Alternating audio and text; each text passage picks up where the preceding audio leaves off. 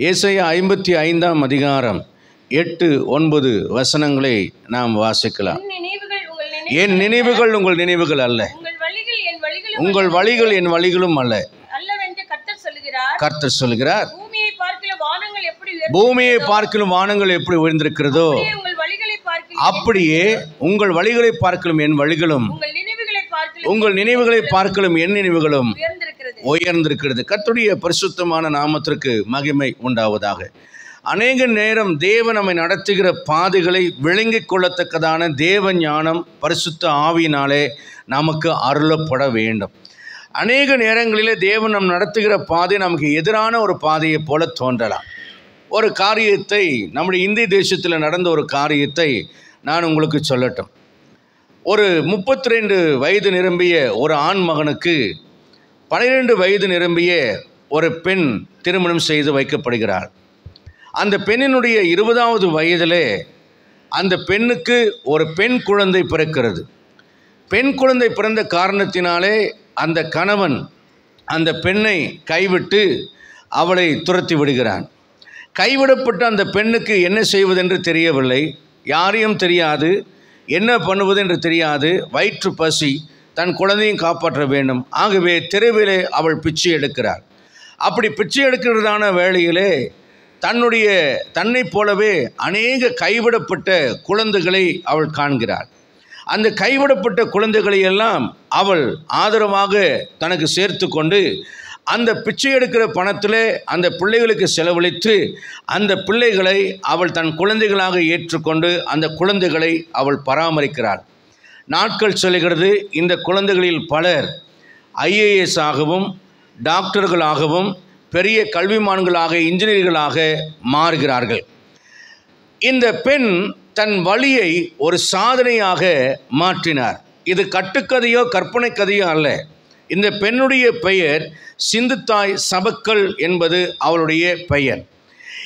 இந்திய அரசாங்கம் இந்த பெண்ணினுடைய பணியை கௌரவித்து இந்த பெண்ணுக்கு பத்ம விபூஷன் விருதை நம்முடைய இப்போதைய ஜனாதிபதிக்கு முந்தைய ஜனாதிபதியாக இருந்தவருடைய கரத்தினாலே அளித்து அவர்களை கௌரவப்படுத்தினார்கள்.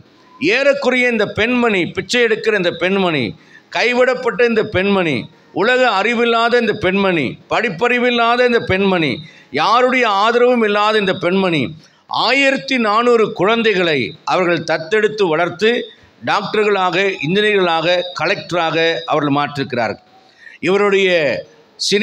இவருடைய வாழ்க்கையானது சினிமா படமாக எடுக்கப்பட்டும் இருக்கிறது. யூடியூப்பில் போய் நீங்கள் சர்ச் பண்ணி பார்க்கலாம், கூகுளில் போய் நீங்கள் சர்ச் பண்ணி பார்க்கலாம்.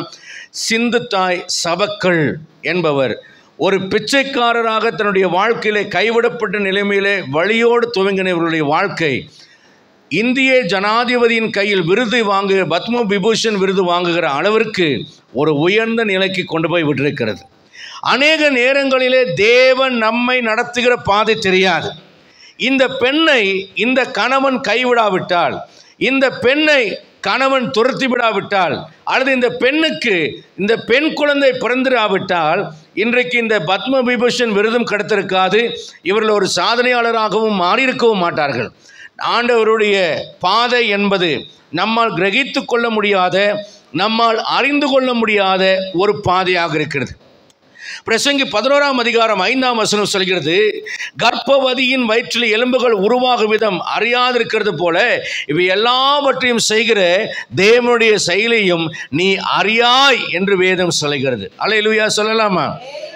யோபு 28ஆம் அதிகாரம் 7ஆம் வசனம் சொல்கிறது, ஒரு வழியுண்டு, அது பட்சிக்கும் தெரியாது, வல்லூரின் கண்ணும் அதை கண்டதில்லை என்று ஆண்டவரின் வழியை குறித்து சொல்லப்பட்டிருக்கிறது. யோபு 28-23 குறித்த வேதத்தில் வாசிக்கும் போது அங்கே வாசிக்கிறோம், தேவனோ அதன் வழியை அறிவார், அதன் ஸ்தானம் அவருக்கே தெரியும். அல்லேலூயா. என்னுடைய வாழ்க்கையை நான் தேவனுடைய கரத்தில் ஒப்பு கொடுத்து விட்டால், என்னுடைய வாழ்க்கையை தேவன் பொறுப்படுத்தி விட்டார் என்றால் என்னுடைய வாழ்க்கையினுடைய முடிவு என்ன என்பது அவருக்கு நன்றாக தெரியும். நடுவில் ஆரம்பத்தில் நடக்கிற அநேக காரியங்களை வைத்து ஏன் என்னை தேவன் இப்படி நடத்துகிறார், ஏன் எனக்கு இந்த சூழ்நிலையை அனுமதிக்கிறார், எதனாலே என்னை கர்த்தர் இப்படியெல்லாம் ஒப்பு கொடுத்தார் என்று நினைப்பது போல தோன்றுவது போல தோன்றும். ஆனால் இவை எல்லாவற்றுக்கும் பின்பதாக தேவன் வைத்திருக்கிற திட்டங்கள் என்று ஒன்று உண்டு. அவர் தம்முடைய திட்டத்தின்படியே அவர் நம்மை நடத்துகிறார். ஒரு நாளும் அவர் நம்மை கைவிடுவதில்லை. மனப்பூர்வமாக அவர் நம்மை சிறுமைப்படுத்தி நம்மை நொறுக்குவதும் இல்லை. அல்லேலூயா. விசேஷமா நீங்கள் பார்ப்பீர்களானால் தாவீதை ராஜாவாக கர்த்தர் அபிஷேகம் பண்ணின போது அவனுக்கு எடுத்த உடனே சவுலை போல ஒரு ராஜ்ஜிய பாரத்தை கொண்டு வந்து கர்த்தர் அவனுக்கு கொடுத்து விடவில்லை.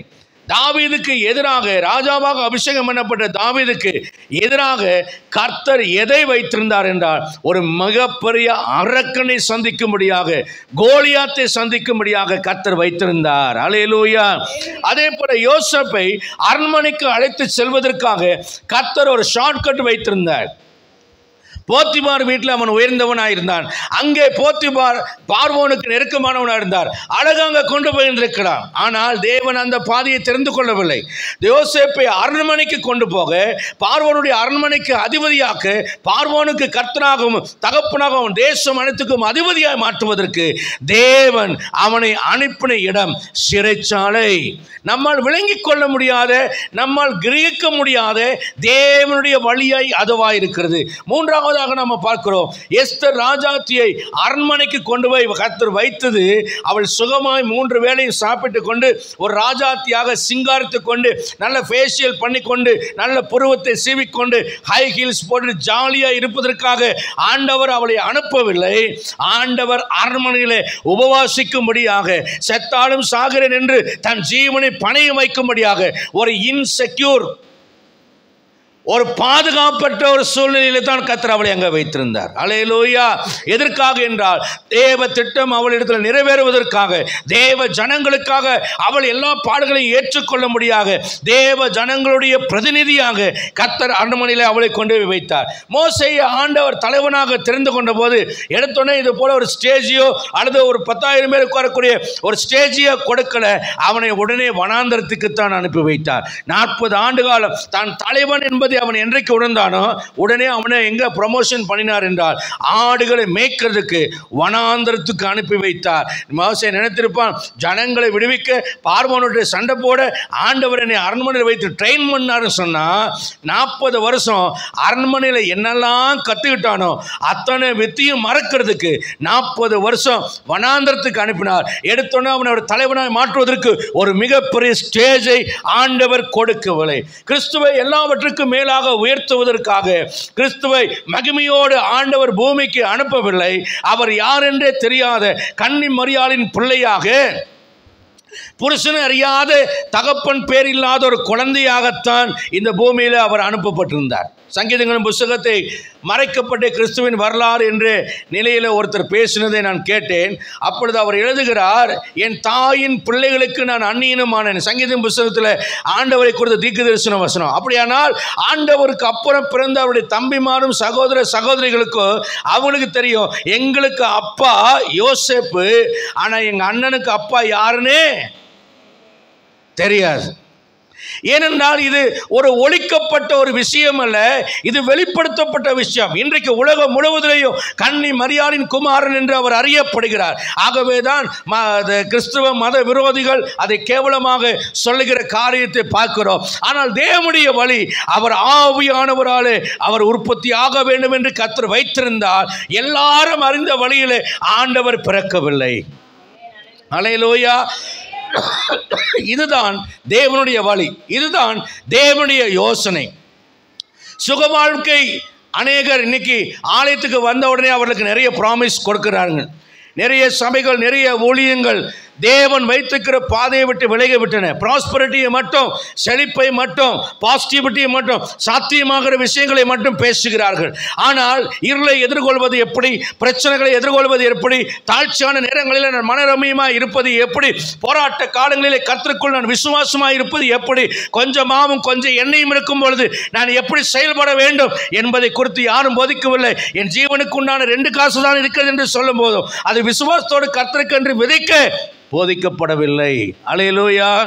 கர்த்தருடைய பரிசுத்தமான நாமத்துக்கு மகிமை உண்டாகட்டும். ஒரு விஷயத்தை சிந்தித்து பாருங்கள். பாடுகள் இல்லாத வாழ்க்கைக்காக தான் சபைக்கு வருகிறேன், பிரச்சனை இல்லாத வாழ்க்கைக்காக தான் சபைக்கு வருகிறேன், வியாதிகள் இல்லாத வாழ்க்கைக்காக தான் நான் சபைக்கு வருகிறேன், என் வாழ்க்கையில் எல்லாம் வெற்றியாக அமைவதற்காக நான் சபைக்கு வருகிறேன் என்று சொல்லுகிற ஒரு நபர்களாக நீங்கள் இருப்பீர்களானால் நன்றாய் கவனியுங்கள். சுகவாழ்வு வாழ்ந்து ஒரு குறைவுமே இல்லாத சாலமோன் வயதான காலத்தில் அவன் கெட்டு போனதை நாம் பார்க்கிறோம்.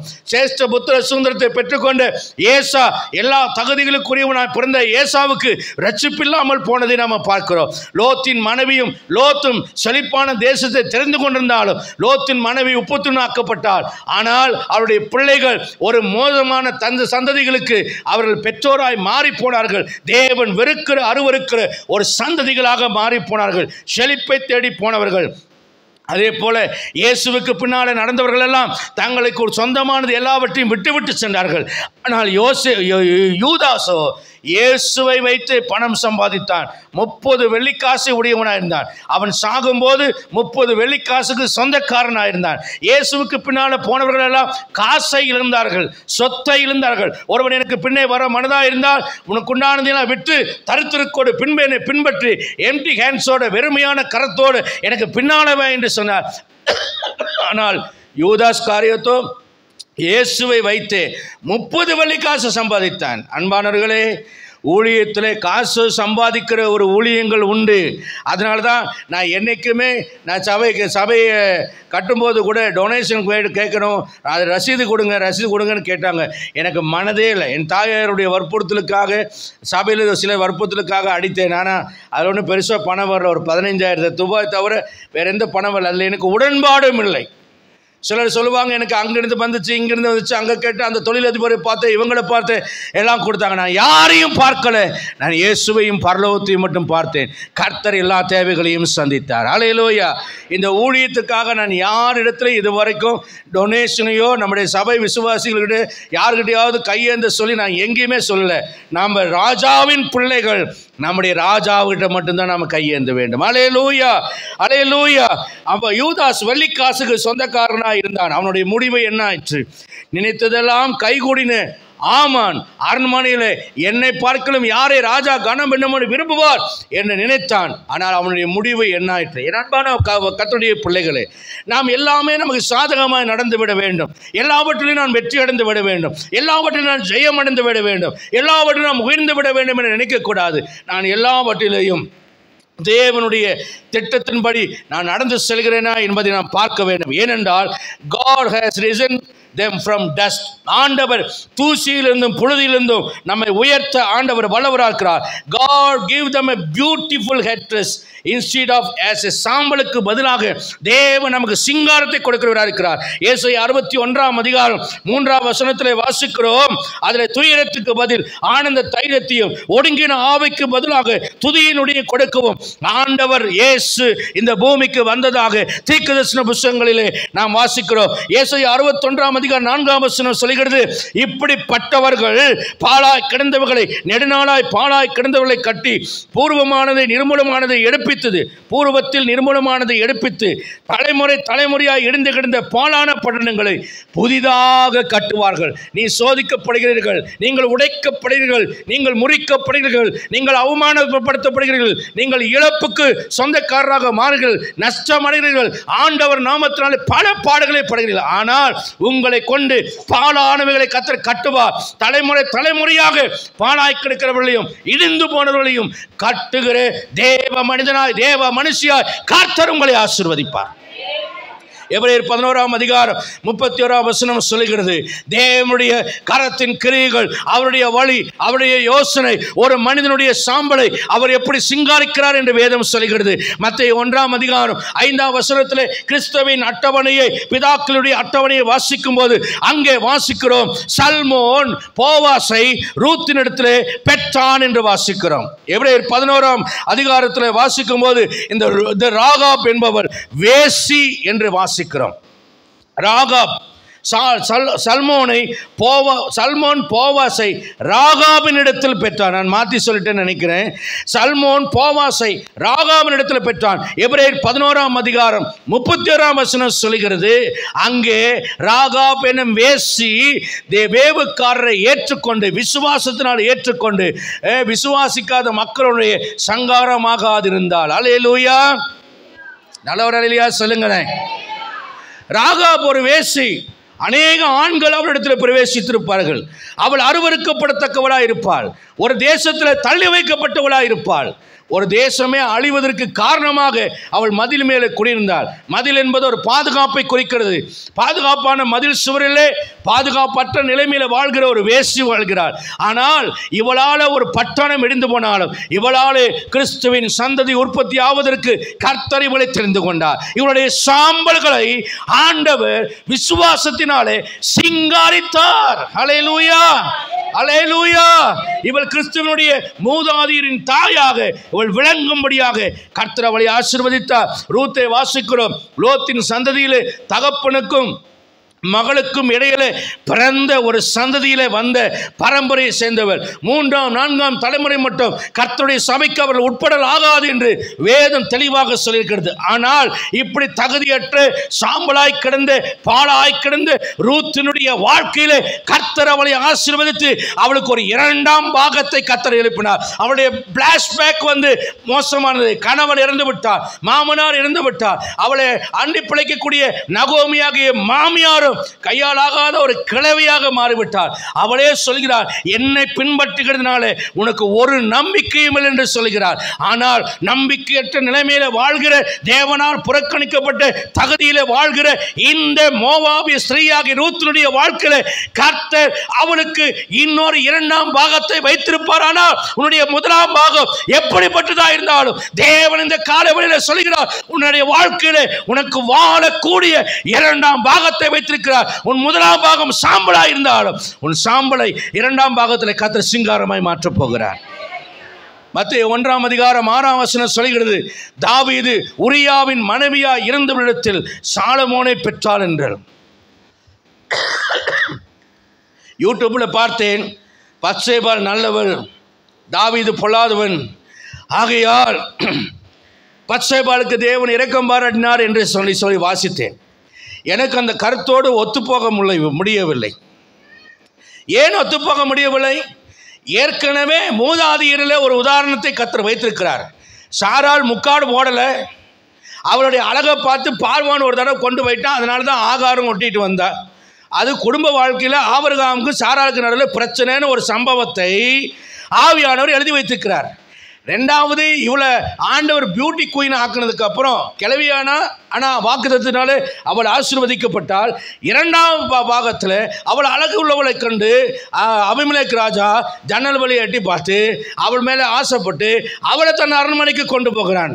அதுக்கப்புறம் கர்த்தர் வாதிகளை அனுப்பினதுனால, சொப்பனத்தில் எச்சரித்ததுனால அவன் உடனே முக்காட்டுக்கு இருந்தால் அந்த காசு வச்சுக்கோ அப்படின்னு சொல்லி முக்காடு போடு, உன்னுடைய முகத்தை வேற ஆம்பளைங்க பார்க்கக்கூடாதுன்னு சொல்லி முகத்தை காமிக்காதேன்னு முக்காட்டுக்காவதாகன்னு சொல்லி சாராளுக்கு என்ன செய்தாள்? பணம் கொடுத்து கடிந்து கொள்ளப்பட்டாள் சாராள். சரி, ஒரு இஸ்ரவேல் தேசத்தில் ஒரு பெண் தன்னுடைய முகத்தை கூட அந்நிய ஆடவன் பார்க்கக்கூடாது என்று முக்காடு போடுகிற ஒரு கட்டுப்பாடு இருக்குமானால், குளிக்கிற காட்சியை பெப்பரப்பே என்று சொல்லி ஒரு ராஜா மாடிலிருந்து பார்க்குற மாதிரி ஏன் குளிக்கணும்னு கேட்குறேன். இப்போ சொல்லுங்க, பச்சைபால் செய்தது ரைட்டா ரப்பா? புருஷன் யுத்தத்துக்கு போயிருக்கிறான். இப்போ புருஷன் வெளிநாட்டுக்கு போன பெண்கள் எப்படி வாழ்வார்கள்? விதவையை போல வாழ்வார்கள். அவங்க தங்களுடைய சோகம், நான் யாருக்காக மேக்கப் போட்டுக்கணும், யாருக்காக தலை வரணும், என் புருஷனே அங்கே போயிட்டாரு. உண்மையான மனைவியை சொல்கிறேன், அவங்களுக்குள்ள ஒரு மனக்லேசம், ஒரு மனவியாதி, ஒரு மனசஞ்சலம், தனிமையின் சோகம், சரியாக சாப்பிட மாட்டாங்க, சரியாக தூங்க மாட்டாங்க, நிம்மதியாக இருக்க மாட்டாங்க. அடாடா புருஷன் போயிட்டானா அப்பா அப்படின்னு அவங்க என்ன செய்ய மாட்டாங்க? சொல்லாங்க. புருஷன் வந்துட்டான், ஐயோ வந்துட்டானே அப்படின்னு அவங்க என்ன செய்ய மாட்டாங்க? வேதனைப்படவும் மாட்டாங்க. உண்மையாக புருஷனை நேசித்தா, அப்படி வீட்டுக்காரம்மாவை நான் பார்த்துக்கிறேன், நான் வெளியூர் போகிறேன்னா ரொம்ப அப்படியே எல்லாத்தையும் எனக்கு பேக்கெல்லாம் கரெக்டாக பண்ணுவாங்க. ஆனால் அப்படியே மூஞ்சி பார்த்துக்கிட்டே இருப்பாங்க, ஏதாவது வேணுமா, காசு வேணுமா, எதாவது வாங்கணுமா அப்படிலாம் கேட்பேன். கேட்டு நான் போயிடுவேன். போயிட்டு திரும்ப வந்தோடனே எல்லாத்தையும் வச்சோடனே என் மனைவி சொல்கிற முதல் வார்த்தை, அப்பா இனிமேல் நான் நிம்மதியாக தூங்குவேன், நான் தூங்க போகிறேன், நீ யாரும் தொல்லை பண்ணாத அப்படின்னு கட்டில் ஏறி நிம்மதியாக படுக்கிறேன்னு சொல்லுவாங்க. அவங்க சொல்கிற அந்த வார்த்தை. அப்போது ஒரு பெண் தன் கணவனுக்காக வாழ்கிறான் என்றால் விதவையை போல வெளிநாட்டில் போன பெண்ணு புருஷனுக்காக அவள் வாழ்வாள். சரியா? அப்போது இந்த பத்சேபாள் என்ன செய்திருக்க வேண்டும்? யாராவது அந்நிய ஆடவன் பார்க்குற மாதிரி தோணியிருந்துன்னா இவன் முதல்ல ஒரு மரப்பு கட்டி இருந்திருக்க வேண்டும், மறைஞ்சு வாழ்ந்திருக்கணும். ஆனால் அவர் பத்சேபாளுக்கு சப்போர்ட் பண்ணி பேசுகிறார். நான் பத்சேபாளை அக்யூஸ் பண்ணி பேசலை.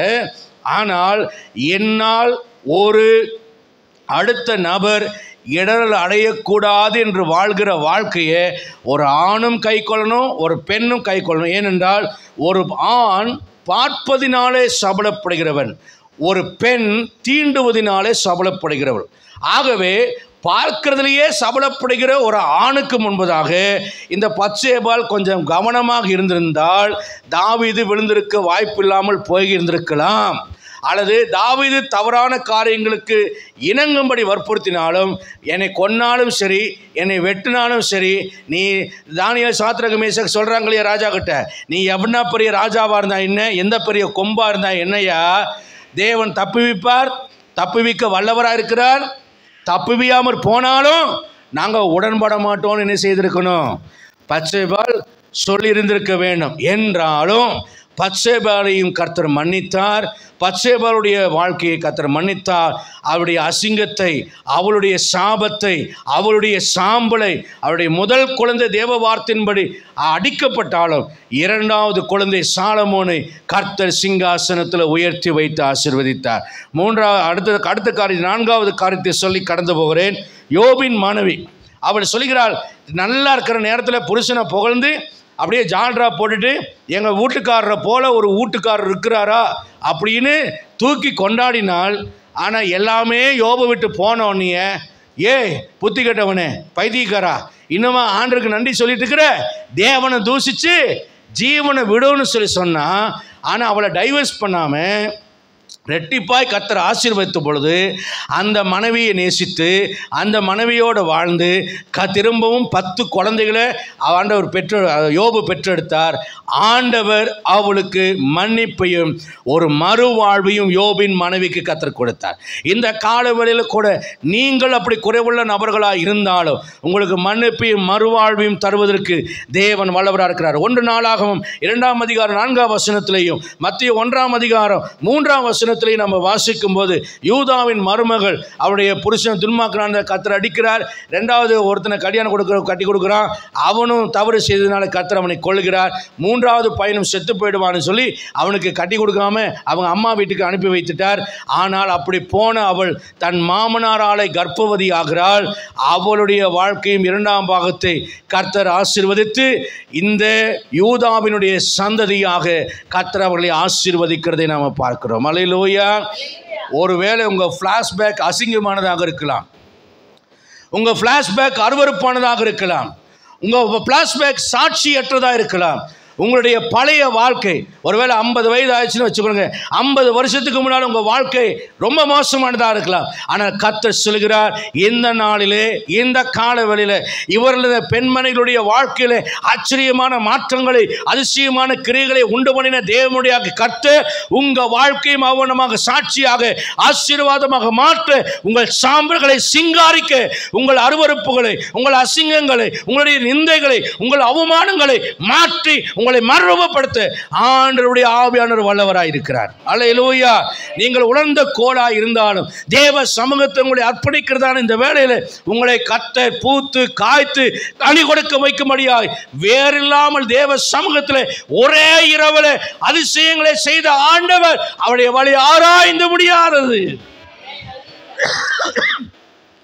இந்த கோல் நினைத்திருக்கும், இந்த ஆரோன் என்னை போட்டு கீழே கொத்தன்னு கொத்தி அவன் பாரத்தையெல்லாம் என் மேலே வைக்கிறானே, நான் எங்கேயாவது நடப்பட்டால் வேறு விடுவதற்கான இடங்கள் எல்லாம் காயங்களால் நிறைந்து நம்பிக்கையற்றதாக இருக்கிறது என்று அது யோசித்து கொண்டே இருந்திருக்கும். ஆனால் ஒரு நாள் வந்தது, ஆண்டவர் சொன்னார், நீ மண்ணிலே ஊன்றப்படுவதற்காக ஊன்றப்பட்டு முளைக்கக்கூடிய ஒரு வாதுமை கிளை அல்ல, என் சமூகத்திலே வைக்கப்பட்டாலேயே கனி கொடுக்கிற ஒரு வாதுமை களியாக நான் உன்னை அறியப்படுத்துவேன் என்று கர்த்தர் சொல்கிறார். அல்லேலூயா. இந்த காலவழியில் உலகத்தின் சடங்கு சம்பிரதாயங்களின்படி அல்ல, மனிதனுடைய வழிகளின்படி அல்ல, தேவன் தம்முடைய வல்லமையின்படி உங்களை ஆசீர்வதிக்கவும், உங்களை உயர்த்தவும், உங்களை மேன்மைப்படுத்தவும், உங்களை கனப்படுத்தவும் கர்த்தர் வல்லவராய் இருக்கிறார். உலர்ந்த எலும்புகளாய் நீங்கள் இருந்தாலும் உங்களை உயிரடைய செய்ய கர்த்தர் வல்லவராய் இருக்கிறார். சங்கீதம் 90:15 சொல்கிறபடி தேவரீர் எங்களை சிறுமைப்படுத்தின நாட்களுக்கும் துன்பத்தை கண்ட வருஷங்களுக்கும் சரியாய் உங்களை மகிழ்ச்சியாக கர்த்தர் வல்லவராக இருக்கிறார். தேவையானது ஒன்றே ஒன்றுதான். சங்கீதம் 99 சொல்கிறது, நீங்கள் சொல்கிறீர்கள் ஒரு கதையை போல எங்கள் வருஷங்களை கழித்து போட்டோம், என்ன வாழ்ந்தோம் என்று தெரியவில்லை, என்ன சாப்பிட்டோம் என்று தெரியவில்லை, என்ன சந்தோஷப்பட்டோம் என்று தெரியவில்லை, என்ன சுகத்தை அனுபவித்தோம் என்று தெரியவில்லை. ஒரு கதை மாறி எங்கள் காலமெல்லாம் கலந்து போய்விட்டது. விதவையை போல ஒரு வாழ்க்கையை வாழ்ந்து கொண்டிருக்கிறோம். வெளிநாட்டுக்கு போன புருஷன் வெளிநாட்டுக்கு போயிட்டா அந்த பெண் எப்படி விதவையை போல வாழ்கிறார்களோ அதை போல நான் வாழ்ந்து கொண்டிருக்கிறேன் என்று கர்த்தர் சொல்லலாம். ஆனாலும் உங்களுக்கு ஒரு நல்ல செய்தியை கர்த்தர் சொல்கிறார். உங்களுக்கு ஒரு அனுக்கிரக வருஷத்தை கர்த்தர் தெரியப்படுத்துகிறார். சிறுமையை கண்ட நாட்களுக்கும் துன்பத்தை கண்ட வருஷங்களுக்கு தக்கதாக ஏசாயா 61:2 சொல்கிறது, கர்த்தருடைய அனுக்கிரக வருஷத்தை உங்களுக்கு தெரியப்படுத்துகிறார். இந்த அனுக்கிரகம் என்பது என்ன? உங்கள் மேல் கிருபையோ கிருபையை பொழிகிற ஒரு நேரம். நீங்கள் பாடுபட்டதுக்கு பதிலாக நீங்கள் தேற்றப்படுகிற ஒரு நேரம். உங்கள் சாம்பலுக்கு பதிலாக நீங்கள் சிங்காரிக்கப்படுகிற ஒரு நேரம். நிறைந்த நாளாய் மங்கி எறிகிற திரியா இருக்கிற உங்களை முறித்து விடாமல், அழித்து விடாமல், உங்களை உயர்த்தி விளக்கு தண்டாக தம்மேல் வைத்துக் கொண்டு உங்களை பிரகாசிக்க வைக்கிற ஒரு நேரம் வந்திருக்கிறது என்று கர்த்தர் சொல்கிறார். என் காலம் முடிந்து விட்டது, என் நேரம் முடிந்து விட்டது என்று சொல்லுகிற ஒவ்வொரு தேவனுடைய பிள்ளையே சாத்தான் சொல்கிறார், உன் வாழ்க்கையை வீணடித்து விட்டாய், உன் காலங்கள் எல்லாம் போய்விட்டது, இனி உனக்கு ஒரு ஆப்பர்ச்சுனிட்டி இல்லை, இனி உனக்கு ஒரு டோர் திறக்க போறதில்லை, இனி உன்னுடைய வாழ்க்கையில் ஒரு மாற்றம் வருவதில்லை என்று சொல்லப்படுகிற இந்த வேளையில் தானே கர்த்தர் சொல்கிறார், உனக்கு நான் அனுக்கிரக வருஷத்தை நான் தெரியப்படுத்த போகிறேன். நான் மேற்கொள்ள வேண்டிய ஒரு போராட்டம் இருக்கிறது தெரியுமா? லூக்கா 22:41-42 சொல்கிறது. அது என்ன போராட்டம் என்றால், தேவனுடைய சித்தத்திற்கு நம்மை அர்ப்பணிக்க வேண்டிய ஒரு போராட்டம். அல்லேலூயா. செய்யம் சொல்லும், இந்த பாடுகள் உனக்கு தேவையா? மாம்சம் சொல்லும், இந்த வேதனைகள் உனக்கு தேவையா? நான் ஊழியத்துக்கு வந்தபோது ஊழியத்தில் எடுத்த உடனே அப்படியே ஒரே ஜம்பா, பிரசங்க பீடம், ஜனம், ஆராதனை, சபை இதெல்லாம் கிடைக்கும்னு நினச்சேன். எங்கள் பாஸ்டர் ரேஷன் கடைக்கு போயிட்டு வானார். எங்கள் வீட்டில் இருக்கும்போது ரேஷன் கடைனா வெறுக்கிற ஒரு பெரிய அளவில் வெறுக்கிற ஒரு இடம் எனக்கு இந்த ரேஷன் கடை. எங்கள் வீட்டில் வேலையாட்கள் இருப்பார்கள், மரக்கடையில் வேலை செய்கிறவங்க, மில்லில் வேலை செய்கிறவங்க, எங்கள் வீட்டில் பணிபடி செய்கிற சமைக்கிறதுக்கும் சுத்தம் பண்ணுறதுக்கும் எங்களை கவனிப்பதற்கான ஆட்கள் இருப்பார்கள். ஆகவே இதெல்லாம் யார் பார்ப்பாங்கன்னா, ரேஷன் கடையில் சாமான் வாங்குறது எங்கள் அப்பா விரும்ப மாட்டார். அங்கே எல்லாம் போய் எதுக்கு அப்படிப்பாங்க. எங்கள் அம்மா தான் சொல்லுவாங்க, ஏதோ வேலைக்காரங்களாவது வாங்கிக்கிட்டோம், அவங்க போய் மண்ணெண்ணெய், அந்த கோதுமை, இந்த மாதிரிலாம் அந்த காலத்தில் போய் வாங்குவாங்க. நாங்கள் அதை யூஸ் பண்ண மாட்டோம், அதை நாங்கள் வாங்கவும் மாட்டோம். ஒரு ஐடென்டிக்காக ரேஷன் கார்டை வைத்திருப்போம். ஆனால் எங்கள் சர்ச்சுக்கு போனோன்னே எங்கள் பாஸ்டர் ரேஷன் கடைக்கு தான் நீ முதல்ல அனுப்புனார். எங்கடா முதல் வாரம் வந்தோடனே ரேஷன் கடைக்கு கூப்பிட்டு வாரோன்னு அந்த முதல் வாரம் 2வது வாரமெல்லாம் நான் எங்கள் பாஸ்டரை பார்த்தா ஒளிஞ்சு சர்ச்சுக்குள்ள இருப்பேன். அவர் என்னை காணாமற் போன ஆட்டை தேடுற மாதிரி, உசேன் எங்கே இருக்க, உசேன் எங்கே இருக்க அப்படின்னு தேடி வந்து, நான் பக்குன்னு ரேஷன் கடைக்கு போகணும்னு சொல்லிடக்கூடாது, ஆண்டவரே சொல்லிடக்கூடாது, ஆண்டவரே சொல்லிடக்கூடாதும்ப, அவர் ரேஷன் கடைக்கு போயிட்டு வர்றியா அப்படிம்பார். ஏன்னா நாங்கள் இருக்க அந்த சபை இருக்கிற இடம் ஒரு ஸ்லம் ஏரியா, பின்னால் பயங்கர ஸ்லம், ஒரு சேரியான பகுதி. அங்கே பலதரப்பட்ட ஒரு தவறான பழக்க வழக்கங்களுள்ள மக்கள் இருப்பாங்க. ஏன் எனக்கு பிடிக்காதுன்னா, முன்னால் ஒருத்தர் இங்கிலீஷ் பேசுவான், பின்னால் ஒருத்தர் அரபி பேசுவான், இந்த பக்கம் ஒருத்தர் ரஷ்யா பேசுவான். உங்களுக்கு புரியுதுன்னு நினைக்கிறேன், அதனால தான் சிரிக்கிறீங்க. அவ்வளோ கெட்ட வார்த்தை, காதெல்லாம் பிடிச்சி ரத்தமாக ஊற்றுற அளவுக்கு கெட்ட வார்த்தை பேசுவாங்க. நான் அந்நிய பாஷை பேசுகிறேன், அவங்க இன்னொரு அந்நிய பாஷை பேசுகிறாங்க. அதை கேட்க முடியாமல், சகிக்க முடியாமல், சண்டை போட முடியாது. நான் தள்ளுனாங்கன்னா நான் பிதுங்கி வெளியே வந்து விழுந்துருவேன். ஏன்னா என் மேலே யாரும் இடிக்கக்கூடாது, ஒட்டக்கூடாது. நான் சுத்தமாக இருப்பேன்னா அதனால் யாரும் என் மேலே இடிக்கூடாது. இந்த பக்கம் திரும்பினா வாய் நாத்தம், இந்த பக்கம் நிறுத்தினா அழுக்கு நாத்தம், இந்த பக்கம் நிறுத்தினா வேர்வை நாத்தம். இதுக்கு மத்தியில் தான் கர்த்தர் என்னை கொண்டு வந்து வைத்தார். எந்த வாழ்க்கையை நான் விரும்பவில்லையோ, எந்த சூழ்நிலைகளை நான் விரும்பவில்லையோ, நான் விரும்பாத சூழ்நிலைக்குள்ளே தான் கர்த்தர் என்னை ஊழியத்தில் வைத்தார். அதே போல் இந்த திருச்சி பட்டணம், கல்ராயன் மலை, இந்த குளிக்காத மக்கள் எனக்கு அதிக சுத்தமாக பார்ப்போன்னா எனக்கு அதிக சுத்தமில்லாத மக்களை தான் வைத்தார். இப்போ தான் ஆண்டு அதில் எனக்கு விடுதலை கொடுத்தார். ஏன்னா நான் ரைட் ஆண்டவரே நான் ஒப்பு கொடுத்துட்றேன்னு ஒப்பு கொடுக்குற வரைக்கும் ஆண்டவரும் என்னை விட்டுறல, என்னை போட்டு உருட்டி இந்த உபத்திரவத்தின் பாதையில் தான் கர்த்தர் நடத்தினார். அல்லேலூயா சொல்லலாமா? லூக்கா 22:41-42 சொல்கிறது, நான் மேற்கொள்ள வேண்டிய ஒரு போராட்டம் என்னவென்றால், இந்த மாம்சம் ஆணுடைய திட்டங்களுக்கும் ஆணுடைய சித்தத்துக்கும் ஒப்பு கொடுக்க இந்த மாம்சம் ஒத்துழைக்காது. இயேசு கிறிஸ்துவின் மூலியமாக ரட்சிப்பு வர வேண்டுமானால் அவர் பல பாடுகள் பட்டு, வையப்பட்டு, துப்பப்பட்டு, அடிக்கப்பட்டு, குட்டப்பட்டு, காயப்படுத்தப்பட்டு, சிலுவையை சுமந்து அவமான சின்னமாக சிலுவையிலே அவர் தொங்க வேண்டும் என்பதுதான், மரிக்க வேண்டும் என்பதுதான் தேவனுடைய பிதாவாகிய தேவனுடைய திட்டம். இந்த லூக்கா 22:41-42 வசனம் சொல்கிறது, பிதாவே உமக்கு சித்தமானால் இந்த பாத்திரம் என்னை விட்டு நீங்கும்படி செய்யும், ஆயினும் என்னுடைய சித்தத்தின்படி அல்ல உம்முடைய சித்தத்தின்படியே ஆக கடவுது. இந்த வார்த்தையை கவனிக்கணும். ஆயினும் என்னுடைய சித்தத்தின்படி அல்ல உம்முடைய சித்தத்தின்படியே ஆக கடவுது. நாம் தேவனுடைய பிள்ளைகளாக இருக்கிற நாம் தேவ திட்டங்கள், தேவ சித்தங்கள் நம்முடைய வாழ்க்கையில் நிறைவேற வேண்டுமானால் இந்த மாம்சத்திற்கென்று ஒரு சுய சித்தம், ஒரு குறுக்கு வழியை நாடுகிற புத்தி இந்த மாம்ச சரீரத்துக்கு உண்டு. இதை ரோமர் 7:22 25 வரைக்கும் வாசிக்கிறோம். அங்கே நான் சுருக்கமாக சொல்றேன். மனசுக்குள்ளே நன்மை செய்ய வேண்டும், பரிசுத்தமாய் வாழ வேண்டும், தேவனுக்கு பிரியமாய் ஜீவிக்க வேண்டும் என்கிற எண்ணம், விருப்பம் இருக்கிறது. ஆனால் இந்த சரீரமோ நான் பாவம் செய்ய வேண்டும், பாவத்துக்கு கீழாக செயல்பட வேண்டும், பாவத்தன்மையோடு இருக்க வேண்டும் என்று இது சொல்கிறது. இதைத்தான் பவுல் சொல்கிறார், நிர்பந்தமான மனுஷன் நான், யார் இந்த பாவ மரண சரீரத்திலிருந்து என்னை விடுவிக்க கூடும்? ஹல்லேலூயா. இதுதான் மாம்சத்தினுடைய சித்தம். மாம்ச சித்தம் என்றைக்குமே தேவ சித்தத்துக்கு எதிராக மனுஷ சித்தமும் மாம்ச சித்தமும் செயல்படும். நீங்க ஒரு வேலைக்கு போனா ஒரு அழகான பெண்மணியா இருந்தால், கணவர் இல்லாத ஒரு பெண்மணி என்றால், ஒருவேளை நீங்கள் கஷ்டப்படுகிற நிலையில் இருப்பீர்கள் என்றால், அந்த முதலாளி ஒரு சபலக்காரன் என்றால் அவன் முதல்ல ரொம்ப அன்பாக பேசுவான், நிறைய சம்பளம் கொடுப்பான், நிறைய கூப்பிட்டு பாராட்டி பேசுவான். அதுக்கப்புறம் சாவி கொடுக்கறது போல கையை தொடுவான், பணம் எக்ஸ்ட்ரா 100 ரூபா கொடுக்கறது போல கையை தொடுவான், அப்புறம் தோளை தொடுவான், தலையை தொடுவான். அவனுடைய நோக்கம் உங்களுக்கு புரிந்துவிடும். அந்த நோக்கத்துக்கு நீங்கள் இணைந்து விட்டால் நீங்கள் ஒரு 4 மாதத்துலேயே அந்த டிபார்ட்மெண்ட்டுக்கு மேனேஜராக மாறிவிடலாம். என்ன நான் சொல்கிறது, பெரும்பாலான இன்ஃபர்மேஷன் டெக்னாலஜி என்று சொல்லப்படுகிற ஐடி துறையிலேயும் வேலை செய்கிற ஸ்தலங்களிலேயும் இது போன்ற பாலியல் இச்சைகளுக்கு உட்படுத்தப்படுகிற பெண்மணிகள், போராடுகிற பெண்மணிகள் உண்டு. சிலர் அந்த மாம்ச சித்தத்திற்கு உயர்வதற்கு ஏற்ற ஷார்ட்கட்டான ஒரு பாதைக்கு தங்களை ஒப்பு கொடுக்கிறவர்கள் உலக பிரகாரமாய் கஷ்டப்படாமல் வாழ்கிறார்கள். ஆனால் பரிசுத்தமாய் வாழ வேண்டும் என்று விரும்புகிறவர்கள் அந்த வேலையை விட்டு விடுகிறார்கள், பட்டினி கிடக்கிறார்கள், பணம் இல்லாமல், வாடகை கொடுக்க முடியாமல், வியாதிக்கு மருந்து பார்க்க முடியாமல், குடும்ப செலவை பார்க்க முடியாமல் அவர்கள் கஷ்டப்படுகிறார்கள். இந்த மாம்சத்திற்கென்று ஒரு தனி சந்தோஷம் உண்டு.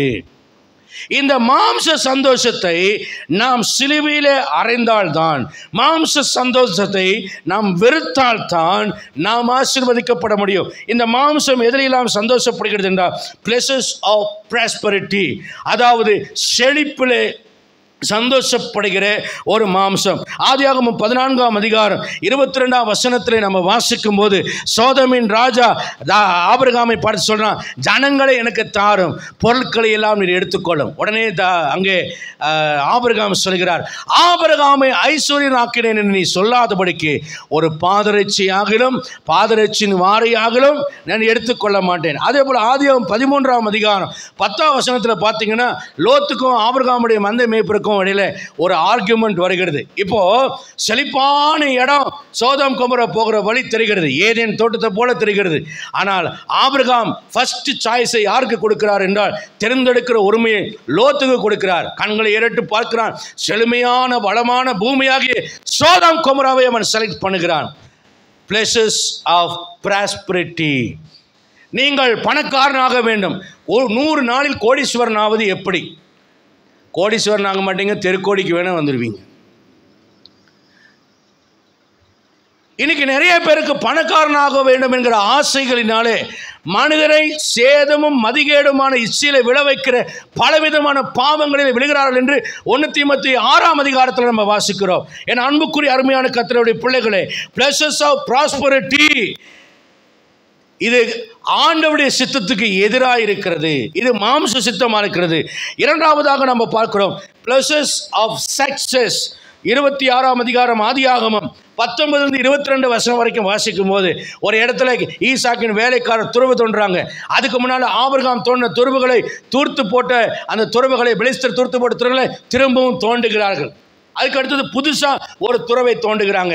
அங்கே சுரக்கும் நீரூற்றை கண்டார்கள். ஒரு சக்ஸஸ் வந்துச்சு. ஆனால் உடனே இது எங்கள் துறவுன்னு ஆர்கியூமெண்ட் பண்ணுறாங்க. அதை விட்டுட்டு அடுத்த துறவை தோண்டுகிறார்கள். உடனே சக்ஸஸ். கிணத்துல அந்த காலத்தில் தண்ணி கிடைக்கிறதுலாம் பெரிய கஷ்டம். சில கிணறுல தண்ணி வரலைன்னா பயங்கர நஷ்டமாகும். இப்படியா 3 கிணறை தோன்றுறாங்க. எல்லா கிணறும் எங்களோடதுன்னு எல்லாம் பிடுங்கிட்டாங்க. தன்னுடைய வெற்றியை விட்டு கொடுத்தான் ஈசாக்கு. அவன் சொல்லுகிறான், ஏசேக்கு சித்னா என்று அதுக்கு பெயர் வைத்து. அடுத்ததாக பார்க்குறோம், அடுத்த இடத்துல போய் அவன் தோன்றான். அங்கே சுரக்கும் நீரூற்றை கண்டார்கள். அப்போ அதை குறித்து யாரும் ஆர்கியூமெண்ட் பண்ணல. ஏன்னா ஒன்று தெரிஞ்சுட்டாங்க, இவன் எங்கே போய் இவன் தோண்டினாலும் அங்கே நீரூற்று வரும். உங்களுடைய சக்ஸஸை ஒரு தடவை ஏமாற்றி பிடுங்கலாம், 2 தடவை ஏமாற்றி பிடுங்கலாம், 3 தடவை ஏமாற்றி பிடுங்கலாம். நீங்கள் வேலை செய்கிற ஸ்தலத்தில் ஆகட்டும், உங்கள் வாழ்க்கையில் ஆகட்டும். பொறாமையாளர்கள் எத்தனையோ பேர் அப்படி செய்யலாம். என்னுடைய ஊழிய வாழ்க்கையில் கூட என்னுடைய உயர்வை தடுப்பதற்கு நிறைய தடைகளை கொண்டு வந்தார்கள். ஆனால் தேவன் ஒருவனை உயர்த்த நினைத்து விட்டால் அவனை உயர்த்தி கொண்டே இருப்பார்.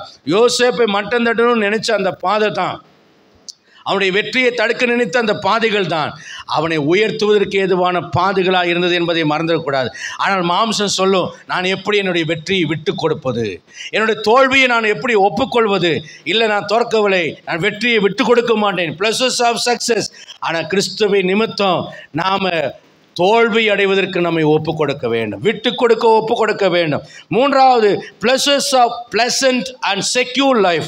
யோபு 1ஆம் அதிகாரம் 9, 10, 11 வசனத்தில் சாத்தான் அக்யூஸ் பண்ணுறான் ஆண்டவர்கிட்ட. யோபை பற்றி என்ன சொல்கிறான், என்ன குற்றப்படுத்துகிறான்?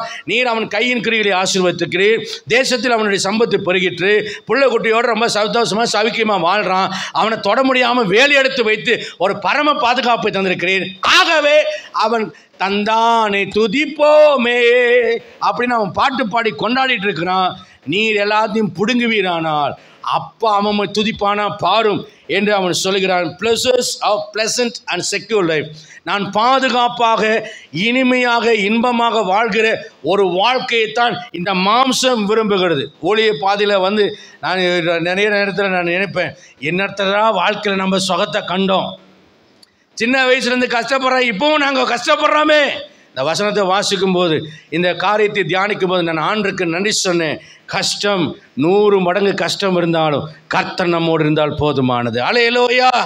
கஷ்டத்தின் மத்தியில் ஆண்டரை துதிக்கிற ஒரு வாழ்க்கை. ஆனால் இந்த மாம்சம் அதை விரும்பாது. நான் கஷ்டப்படாமல் வாழ வேண்டும், பிரச்சனை இல்லாமல் வாழ வேண்டும், பாதுகாப்பாய் வாழ வேண்டும் என்று சொல்லும். ஆனால் தேவனுடைய நாமத்து நிமித்தம் இதை சந்திக்க நான் ஆயத்தப்பட வேண்டும். சிலர் பாருங்கள், எல்லாம் நல்லா நடந்தால் தான் பைபிள் படிப்பாங்க, அவங்க ஜெபம் பண்ணதெல்லாம் நடந்தால் தான் கோயிலுக்கு வருவாங்க, அவங்க விரும்பினதெல்லாம் நடந்தால் தான் ஆண்டவருக்கு தோத்திரம் சொல்லி துதி அல்லேலூயா சொல்லுவாங்க. ஆனால் கொஞ்சம் மாறாட்டமாக நடந்ததுன்னா நான் பைபிள் படிக்க மாட்டேன், கேட்டால் உம்மிடத்தில் கோபம் ஆண்டவரே, நான் ஜெபம் பண்ண மாட்டேன், ஏனென்றால் கோபம் ஆண்டவரே. அன்பானவர்களே, யோபின் வாழ்க்கையிலிருந்து ஒரு பாடத்தை கடந்த இந்த மாம்சம் என்றைக்குமே என்ன சொல்லும், பிளசண்ட்டாக செக்யூராக சுகமாக நல்ல பாதுகாப்பாக வாழணும்னு சொல்லும். ஆனால் இயேசுவை நிமித்தம் தைரியமாக உங்களை ஒப்பு கொடுக்குற ஒரு வாழ்க்கைக்கு கர்த்தர் அழைக்கிறார். நான்காவதாக places of mind with entertainment. எபிரேயர் 11ஆம் அதிகாரம் 24, 25 வசனம் சொல்கிறது, பார்வோன் குமாரத்தின் மகன் எனப்படுவதை வெறுத்து அனித்தியமான பாவ சந்தோஷங்களை அனுபவத்தை பார்க்கலாம், தேவனுடைய ஜனத்தோடு துன்பத்தை அனுபவத்தையே பாருங்க. அவனுடைய மனசை சந்தோஷப்படுத்துறதுக்கு அரண்மனை வாழ்க்கை இருந்தது, பார்வோன் குமாரத்தின் மகன் என்கிற அந்தஸ்து இருந்தது. ஆனால் மோசே தேவ ஜனங்களோடு துன்பத்தை அனுபவத்தை தெரிந்து கொண்டு விசுவாசத்தில் அவன் அதை விட்டு வெளியே வந்தார். அல்லேலூயா சொல்லலாமா? ஐந்தாவதாக பிளஸஸ் ஆஃப் ஃப்ளஷ். மாம்சத்தின் இன்பங்கள். பிரசங்கி 2ஆம் அதிகாரம் 1ஆம் வசனம் சொல்கிறது, வா உன்னை இப்பொழுது சந்தோஷத்தினாலும் இன்பங்களினாலும் உன்னை சோதித்து பார்ப்பேன் என்றும் 3ஆம் வசனத்தில் தேகத்தை மதுபானத்தினால் சீராட்டி கொண்டிருந்தேன் என்றான். என்னடா வாழ்க்கை? ஒருத்தன் சொன்னானா, பொடி, பீடி, குடி, லேடி. என்னது? பொடி, பீடி, குடி, லேடி. இதெல்லாம் இல்லைன்னா என்னடா ஒரு வாழ்க்கை? நீ ஒரு பேடின்னு சொல்லி சொன்னானா. உலகம் என்ன சொல்லுது? உலக சந்தோஷங்களை நல்லா அனுபவியா, அனுபவி ராஜா, அனுபவி. அப்புறம் எய்ட்ஸ் ராஜாவாக மாறணும். அப்புறம் லிவரும் கணையனும் கெட்டு போயிடும். குடிச்சு பீடி குடிச்சு லொக்குன்னு. நான் இருக்கிற தெருவில் ஒரு மனிதர் இருக்கிறார். அந்த முனையில் இருப்பார். அவர் 2 பக்கமும் என்ன பண்ணால் ரயில் வண்டி விட்டுட்டே இருப்பார். நானும் என் மகளும் போகும்போது ஒரு விடுவார். மகளை விட்டுட்டு வரும்போதும் அடுத்த பீடியை பற்ற வச்சுட்டு இழுத்து இந்த கண்ணமெல்லாம் குழியாக போயிருக்கோம். உடம்பெல்லாம் இப்படி கூண் விழுந்து போயிருக்கோம். அவர் மனைவி அழகான ஒரு பெண்மணி, சிறு வயது பெண்மணி. இப்போ கொஞ்ச நாளாக நானும் பார்க்குறேன், அந்த ஆள் கண்ணுக்கு தென்படுவாரானா அவரை காணவே இல்லை. அந்த இடத்துல அவர் என்ன நிலைமையில் இருக்கிறார் என்று அறியவில்லை. என் மகள் சொன்னால், அப்பா இந்த புகை கூண்டு இருக்கு பாரு, அது போல் அவருடைய லங்ஸ் எல்லாம் மாறி இருக்கும்ப்பா, இவர் சீக்கிரத்தில் செத்து போயிடுவார் அப்படின்னு சொன்னார். எனக்கு வேதனையாக இருந்தது. இப்போ கொஞ்ச நாளாக ஒரு 4-5 மாதமாக அந்த மனுஷனை அந்த ஏரியாவில் காணும். தேகத்தை சீராட்டுகிறீர்களா? இன்பங்களினாலே பூரிக்க வைக்கிறீர்களா? தேகம் அதை விரும்பும். ஆனால் ஆண்டவர் சொல்கிறார், யோசேப்பு அந்த பாவ மாம்ச சந்தோஷத்தை விட்டு விலகி ஓடினான். அல்லேலூயா. பிதாவின் சித்தத்தை செய்ய வேண்டுமானால் இந்த மாம்ச சித்தங்களை விட்டு நீங்கள் விலக வேண்டும். கரங்களை வைத்து அல்லேலூயா சொல்லலாமா? அல்லேலூயா. இப்படி செய்தால் ஆண்டவர் மலடியாக இருந்தாலும் உங்களை பிழைத்தாட்சியாக்க வல்லவராக இருக்கிறார். நீங்கள் தரித்திரராக இருந்தாலும் உங்களை உயர்த்த வல்லவராக இருக்கிறார். உங்களுக்கு மரணம் சம்பவித்தாலும் எசேக்கியேல் ராஜாவை போல 15 ஆண்டு காலம் உங்களுடைய ஆயுசு நாட்களை கூட்டிக் கொடுக்க வல்லவராக இருக்கிறார். நீங்கள் கடுமையான வியாதிகளினாலே மருத்துவர்களால் சோதிக்கப்பட்டு பாடுபடுகிறவர்களாக இருந்தாலும் 18 ஆண்டு காலம் பெரும்பாடு உள்ள ஸ்திரீ அநேக வைத்தியர்களால் கைவிடப்பட்டவர்களாக இருந்தாலும் அவளுக்கு சுகம் கொடுத்தது போல ஒரு இமை பொழுதிலே உங்களுக்கு சுகம் கொடுக்க வல்லவராக இருக்கிறார். ஆடுகள் பின்னால் நடந்த தாவீது ராஜாவாக்கினது போல இன்றைக்கு நீங்கள் ஏதாகவும் ஒரு காரியங்களுக்கு பின்னாலே எளிமையாய் வாழ்கிற உங்களுடைய வாழ்க்கையை ராஜகுலமான வாழ்க்கையை மாற்ற கர்த்தர் வல்லவராக இருக்கிறார். தண்ணீரை திராட்சரசமாய் மாற்ற வல்லவராக இருக்கிறார். 5 அப்பம் 2 மீனை 5000 பேரும் 7000 பேருக்கும் பங்கிட்டு கொடுக்க வல்லவராக இருக்கிறார். கொஞ்சமா கொஞ்சம் எண்ணெயை அநேகருக்கு கொடுக்க, அந்த ஊரை செய்ய, ஊழியனுக்கும் கொடுக்க, உறவினர்களுக்கும் கொடுக்க, அதை பெருக செய்ய வல்லவராக இருக்கிறார். ஒரு மீனின் வாயில் வெள்ளிப்பணத்தை கொடுத்து அந்த டாக்ஸை கட்ட வைக்க தேவையை சந்திக்க வல்லவராக இருந்த தேவன் அதே சமயத்தில் 2 படகுகள் நிறைய மீன்களால் நிரப்பவும் வல்லவராக இருக்கிறார். ஒரு படகை ஒரு மீனினாலே தேவையை சந்திக்க வல்லவராக இருக்கிறார். 2 படகையும் மீன்களால் நிரப்பவும் வல்லவராக இருக்கிறார். தண்ணீரில் பாதைகளை தோன்ற பண்ணவும் வல்லவராக இருக்கிறார். தண்ணீரின் மேல் பாதங்களை நடக்க பண்ணவும் அவர் வல்லவராக இருக்கிறார். செத்த சபையப்பா இந்த சபை. கத்தி கத்தி பிரசங்கம் பண்ணாலும் சொரணை இல்லாத சபையா இருக்கு. ஆவியில ஆத்மா துள்ள வேண்டாம் ஐயா. வசனத்தை கேட்கும் போது எலிசபெத் வைத்திருக்கிற பிள்ளை நல்லவரா இல்லையா சொல்லுங்க. வீட்டில் அறையில் ஆடினா தான் அம்பலத்தில் ஆடும். வீட்டில் நல்லா ஜெபம் பண்ணிட்டு வரணும். பரிசுத்தாவின் மலைகளை நினைத்துட்டு வரணும். அப்பதான் இந்த வார்த்தை உங்களுக்குள்ள கிரியை செய்யும். இந்த ஆமசாமி போகிற அலையிலேக்கு பதில் முதல்ல ஒரு அலையிலேயே சொல்லியிருக்கலாம்ல. நல்லா ஒரு அலையிலேயே சொல்லுங்க. உரிமையில் பேசுகிறேன், யாரும் சண்டைக்கு வந்துடாதீங்க. இன்னும் விட்டா ரொம்ப பேசுகிறேன் அப்படின்ற ஒரு இது வந்துட போகுது. நான் உங்களுக்கு ஆவியில் உங்களுக்கு தகப்பனாக இருக்கிறனால உங்களை நான் கடிந்து கொள்கிறேன். ஹல்லேலூயா. பட் ஒரு பேசிக் லா இருக்குது ஆண்டோடைய சித்தத்தில். அது என்ன அப்படின்னு கேட்டிங்கனாக்கா சில காரியங்களை நாம் பார்க்கலாம்.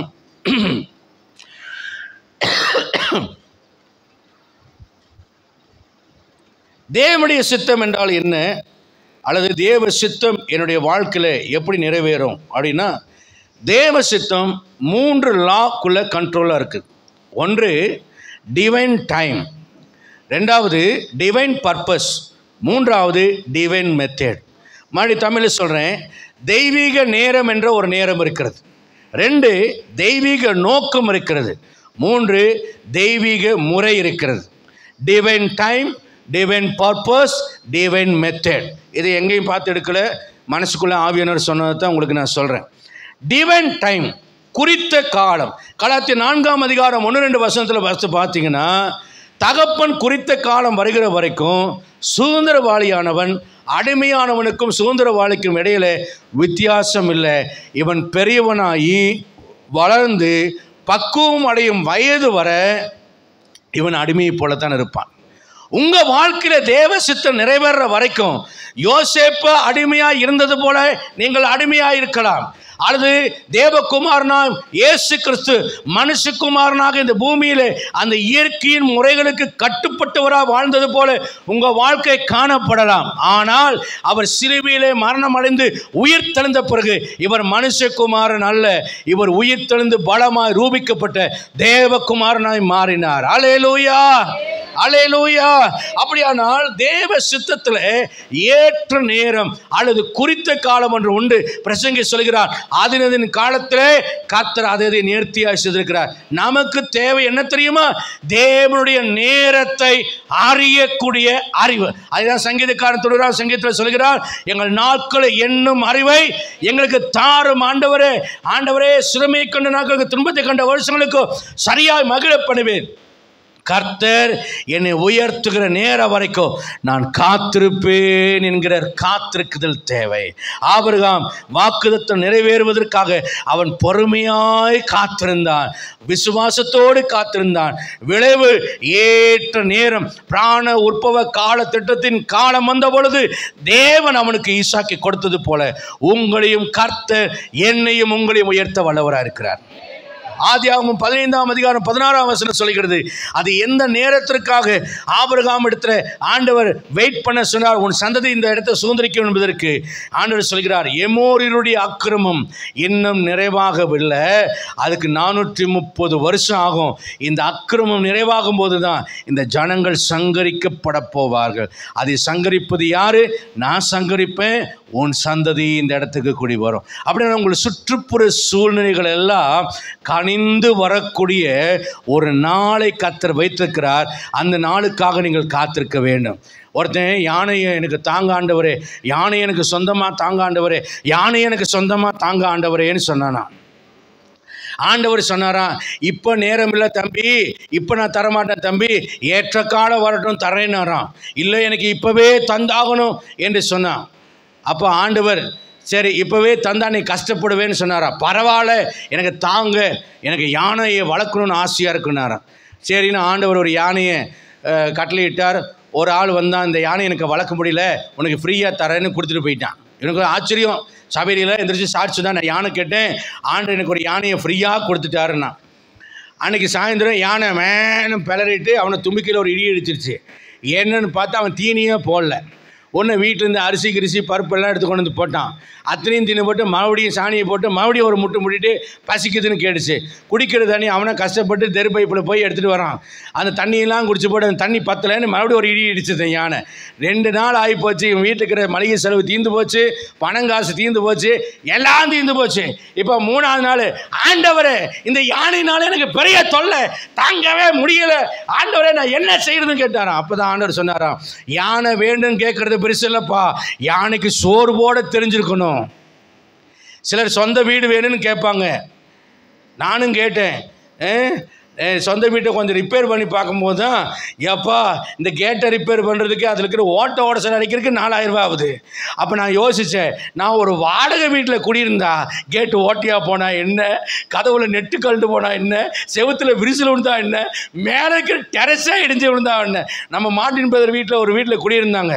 அப்போது அவர் சொன்னார், பாஸ்டர் இந்த வீடு பார்த்தீங்களா எப்படி மாற்றிட்டேனாரு.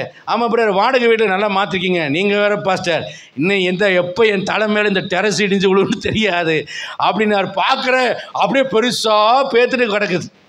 அப்போது வாடகை வீடுனா வீடுஞ்சா என்ன உடஞ்சா என்னன்னு போயிடலாம். ஆனால் சொந்த வீடுனா அதுக்கு செலவழிச்சுக்கிட்டே இருக்கணும். அது ஒரு யானை மாதிரி. கேட்குறது பெருசு இல்லை, ஆனால் மெயின்டெனன்ஸ் பண்ண முடியுமாங்கிறது தான் பெருசு. சில பேர் 20 வயசுலேயே கல்யாணம் பண்ணணும்னு லவ் பண்ணுவேன், கூட்டிகிட்டு ஓடி போவேன். 4 நாளில் அவனுக்கு எல்லாம் கஷ்டப்பட்டு விட்டுட்டு சொல்லாமல் கொள்ளாமல் ஓடி போயிடுவேன். இவன் லாட்ஜிலேருந்து கீழே குதிச்சு தற்கொலை பண்ணுவான், அவன் வீட்டுக்கு வந்து தற்கொலை பண்ணுவான். இப்படி போன வாரத்தில் ஒரு கப்பிள்ஸ் வந்து தற்கொலை பண்ணிட்டாங்க. கேட்குறது பெருசு இல்லைங்க, உங்களால் அந்த மெயின்டெனன்ஸ் எக்ஸ்பென்சஸை மீட் பண்ண முடியுமா? நான் அப்படி தான் ஒரு நாள் கார் வேணும்னு கேட்டேன். ஆண்டு காரை கொடுத்துருவேன் மகனே, உன்னால் பெட்ரோல் போட முடியுமா? உன்னால் என் வருஷத்துக்கு ஒரு தடவை இன்சூரன்ஸ் கட்ட முடியுமா? உன்னால் அதில் வரக்கூடிய ரிப்பேர் பார்க்க முடியுமான்னு நான் பிடிவாமல் கேட்டேன்னா ஒரு செகண்ட் ஹேண்ட் காரை கொடுத்தார். அந்த கார் வந்து ஒரு சர்க்கஸ் கார். அது எங்கே எந்த நேரத்தில் எங்கே நிற்கனே தெரியாது. அது எனக்கும் தெரியாது, காருக்கும் தெரியாது. பாருங்கள், கிருபை வச்சுட்டாரு. நானும் என் 2 குழந்தைகளோட காரில் போயிட்டுருக்குறோம். கரெக்டாக குளித்தல அவுட்டரில் கார் நின்று போயிடுச்சு. ஏன் நின்றுச்சுன்னு தெரியல. நானும் மெக்கானிக்கல் மாதிரி எல்லாம் தெரிஞ்ச முன்னாடி முன்னால் போய் பேனர் திறந்து பார்க்குறேன். அங்கே ஒன்றுமே புரியல. முன்ன பின்ன மெக்கானிக்கலாக இருந்தால் தானே தெரியும். ஒன்றுமே புரியல, என்ன பண்ணுன்னு தெரியல. ஒரு பால்காரர் பரிதாபமாக என் மனைவி கை குழந்தையோடு வந்து நிற்கிறாங்க. புட்டு கை குழந்தை வெளியே வந்து நிற்கிறாங்க. என்னங்க ஆச்சுண்ணே? Car repair ஆகிடுச்சுண்ணே. இங்கே யாராவது ஒர்க் ஷாப் இருக்குமா? விடிய காலம் 5 மணிக்கு எங்கே ஒர்க் ஷாப் திறந்துருக்கோம்? நான் விசுவாசமாக கேட்குறேன், ஒர்க் ஷாப் இருங்க. ஒர்க் ஷாப்பில் இல்லைங்க, மெக்கானிக்கல் வேறு இருக்கிறாருன்னு. எங்கே இருக்கிறாருன்னு கேட்குறேன். கரெக்டாக இந்த காரை கொண்டு போய் ஆண்டு எங்கே நிப்பாட்டினார் தெரியுமா? அங்கே வாசலில் ஒருத்தர் கட்டில் படுத்து கிடக்கிறாரு, நேராக ரோட்டு மேலே. அவர்கிட்ட தான் போய் வண்டியை நின்றுச்சு. கேட்டால் இதான் மெக்கானிக்கல், இவர் தாங்கிறாரு. எனக்கு ஆச்சரியமான ஆச்சரியம். சோதனையோடு கூட தப்பித்துக் கொள்ளக்கூடிய ஒரு போக்கெடுத்தின்னு தந்தார். அன்னைக்கு யோசித்தேன், அவசரப்பட்டு காரை கேட்டிருக்கக்கூடாது.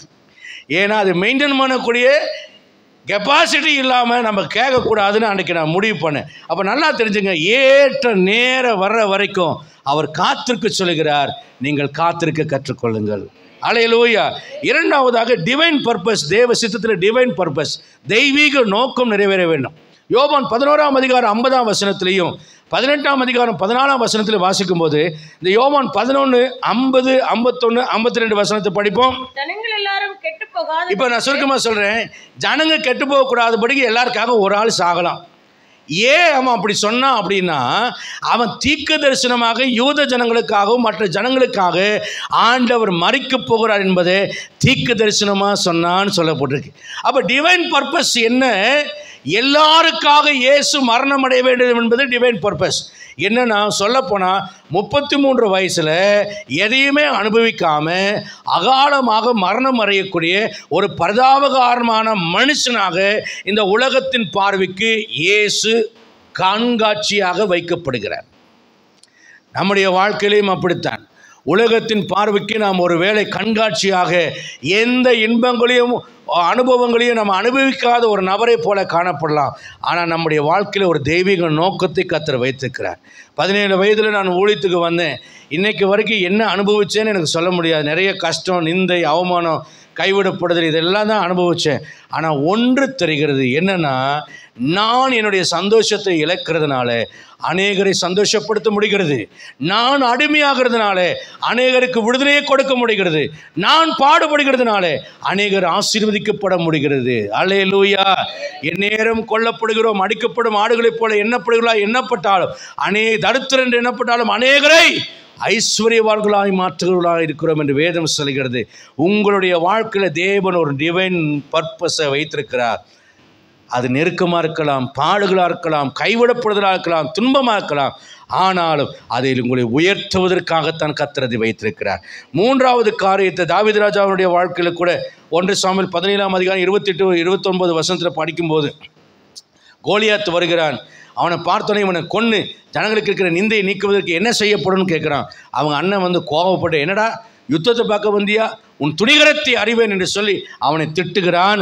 ஆனால் தாவீது சொல்கிறான், நான் வந்ததற்கு முகாந்தரம் இல்லையோ. தேவன் ஒரு டிராவல் ஆகட்டும், ஒரு இடத்துக்கு குடிபோக வைக்கிறதாகட்டும். என்னைய இந்த இடத்துல இந்த நிஜாம் காலனியில் குடியிருந்தேன், நான் பல தடவை சொல்லிட்டேன். அந்த இடத்துல ஒரு பின்மாற்றக்காரர் ரட்சிப்புக்குள்ளே நடத்தினேன். அந்த மனிதனால நான் அந்த இடத்த விட்டு வெளியேற மாதிரி அவன் குடிச்சிட்டு வந்து பெரிய நிந்தை அவமானம் ஏற்படுத்தினால வீடை காலி பண்ணிட்டு எம்ஐடி வந்தேன். எம்ஐடியில் ஒரு நாள் காலையில் என் வீட்டில் ஒரு துண்டு சீட்டும் நோட்டீஸும் ஒரு விசிட்டிங் கார்டு இருந்தது. அதை வாங்கி படிச்சுட்டு வெளியே போகிறதுக்கு அவங்க ஆட்டோ நம்பர் போட்டிருந்தது. அதை கூப்பிட்டேன். அதில் ஒருவர் அறிமுகமானார். அப்படி ஆட்டோவில் போயிட்டு இருக்கும்போது கேட்டார், சார் நிலம் ஒன்று இருக்குது வாங்கிக்கிறீங்களான்னு கேட்டார்.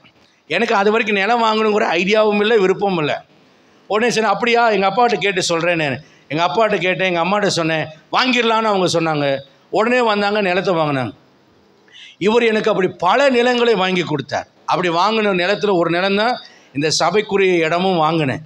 ஆனால் அந்த இடத்தை விட்டு ஆண்டு என்னை குடிமாறி போக பண்ணவில்லை என்றால், அங்கே மட்டும் எனக்கு அப்படி துன்பங்கள் வரவில்லை என்றால், தேவ நோக்கம் என்னிடத்தில் நிறைவேறிருப்பதற்கு தடையாக இருக்கும். நான் அந்த இடம் வந்து வீட்டுக்காரங்க இல்லாதனால சொந்தமாக ஜாலியாக வாழ்கிற இடம். ஆனால் அங்கே என்னுடைய கம்ஃபர்ட் ஜோனை விட்டு கர்த்தர் வெளியேற்றினார். சுகமாக வாழ்கிற இடத்தை விட்டு உபத்திரவப்படுத்தி வெளியேற்றினார். அதனுடைய விளைவு தான் என்னுடைய வாழ்க்கையில் பல காரியங்கள் நிறைவேறுவதற்காக கர்த்தர் என்னை குடிமாறி போக பண்ணார். நீங்கள் இடமாறி வருவதும் குடிமாறி போவது கூட தேவ திட்டத்திலே அது அடங்கியிருக்கிறது. அதுக்கு ஒரு டிவைன் பர்பஸ் இருக்கிறது என்பதை நீங்கள் மறந்து விட வேண்டாம். தற்சமயம் டிஸ்கம்ஃபர்ட்டாக இருக்கலாம், ஆனால் ஒரு நாள் அது மேன்மையானது என்பதை ஒத்துக்கொள்வீர்கள். மூன்றாவது டிவைன் மெத்தட், தெய்வீக முறை. தெய்வீக முறை என்றால் என்ன? எல்லாரும் இயற்கையாக ஒரு கணவன் மனைவி கூடி குழந்தையை பெற்றுக்கொள்வார்கள். ஆனால் தெய்வீக முறை என்ன? கணவன் இல்லாமல், ஒரு ஆண் துணை இல்லாமல் ஒரு கன்னி பெண் குழந்தையை பெற்றுக்கொள்கிறார். இது உலகம் வியப்படைந்து வாயிலை வரவழைக்கிறது. இது எப்படி ஆகும் என்று ஆச்சரியப்பட வைக்கிறது. ஆனால் இது டிவைன் மெத்தட். அதே போல இயேசு கிறிஸ்து சிலுவையிலே மரிக்க வேண்டும், அதனால் ரட்சிப்பு கிடைக்க வேண்டும் என்று பிதாவாகிய தேவன் திட்டம் வைத்திருந்தார். உலகத்துக்கு அது விபரீதமான ஒரு மரணமாக இருந்தது, ஆனால் பாவிகளுக்கு அது ரட்சிப்பாக மாறினது. மூன்றாவதாக நாங்கள் பார்த்தீங்கன்னா, எகிப்தை விட்டு வெளியே வரும்போது வழியில்லாத ஒரு செங்கடல் குறுக்கே நிற்கிறது. ஆனால் டிவைன் மெத்தட் என்ன? தேவனுடைய தெய்வீக முறை என்ன? அந்த செங்கடலை இரண்டாக பிளந்து ஜலம் ரெண்டு பக்கமும் மதில் சுவரை போல வானலாக உயர்ந்து நிற்க, கீழே இருக்கிற தரை உலர்ந்து போனதா இருக்க. இதெல்லாம் நடக்கக்கூடிய விஷயமா? புராண கட்டுக்கதையை போல இருக்கிறது. ஆனால் இது நடந்தது உண்மை என்று எகிப்து தேசத்தினுடைய சேரட் தேரினுடைய சக்கரத்தை கண்டுபிடித்து செங்கடலின் ஆழ்கடலின் நடுவே இருந்து கண்டுபிடித்து எடுத்திருக்கிறார்கள். இது பார்வோன் காலத்துக்கு ஒத்த தேர் சக்கரம் என்பதையும் ஆராய்ச்சியாளர்கள் நிரூபித்திருக்கிறார்கள். ஜாலர் ரெண்டு பக்கம் எப்படி நினைச்சான்? மதுலா நின்றுதான். இதான் டிவைன் மெத்தட். மனுஷனால் முடியாத காரியத்தை முடிய வைக்க செய்கிற டிவைன் மெத்தட். அதே போல கானானுக்குள்ள போவதற்கு பாதை இல்லாத வனாந்தர வழியில தான் கர்த்தர் வழி நடத்தினார். அதே போல வனாந்தரத்திலே புசிப்பதற்காக பூமியிலிருந்து விளைச்சலை தராமல் வானத்திலிருந்து தானியத்தை அனுப்பினார். அதே போல வேகமாக ஓடினாலும் பிடிக்க முடியாத காடையை ஓட முடியாத அளவுக்கு இந்த பக்கம் சில கிலோமீட்டர், அந்த பக்கம் சில கிலோமீட்டருக்கு 4 முழ உயரத்துக்கு காடைகளை கொண்டு வந்து குவித்து சும்மா வீட்டு வாசலிருந்தே எடுத்து வச்சு நல்ல சிக்கன் காடை 65, காடை வறுவல், காடை பொரியல், காடை குழம்பு, காடை பிரியாணி என்று விதவிதமாக சாப்பிட வைத்தவர் நம்முடைய ஆண்டவர். இது டிவைன் மெத்தட். அடுத்ததாக பார்த்தீங்கன்னா, கடினமான பாறை இருக்கக்கூடிய பகுதியில், தண்ணீரற்ற சூழ்நிலையில் கடினமான பாறைக்குள்ளிருந்து தண்ணீரை கொடுத்தது தான் டிவைன் மெத்தட். அதே போல ஜெயிக்க முடியாத ராட்சசர்களை, குழவிகளை அனுப்பி அவர்களை கொன்று அந்த தேசத்தை கொடுத்தது தான் டிவைன் மெத்தட். அது மாத்திரமல்ல,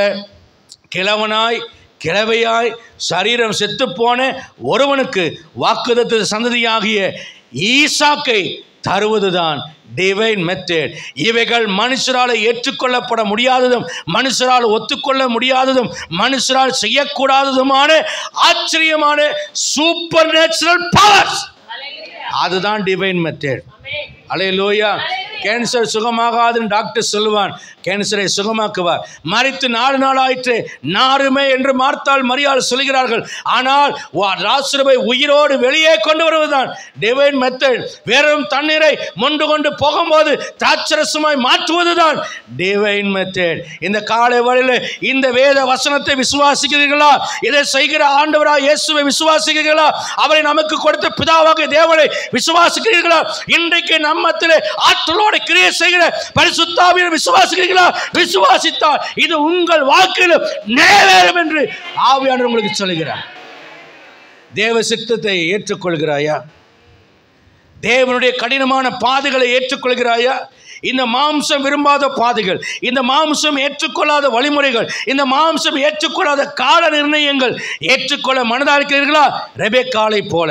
ரெபெக்காள் என்ன செய்தால்? தேவ சித்தத்தை அவள் பரிபூர்ணமாக ஏற்றுக்கொண்டார். எலியேசர் வருகிறான், அந்நியன்.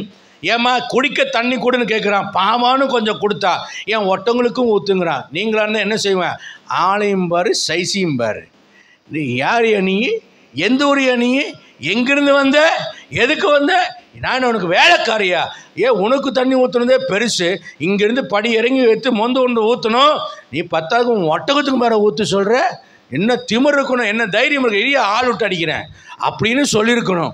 ஆனால் அங்கே தேவ திட்டத்தை சித்தத்தை ஏற்றுக்கொள்ளும் முதல் படி, உமக்கும் தருகிறேன், உமது ஒட்டகங்களுக்கும் உண்டு வாழ்க்கிறேன்.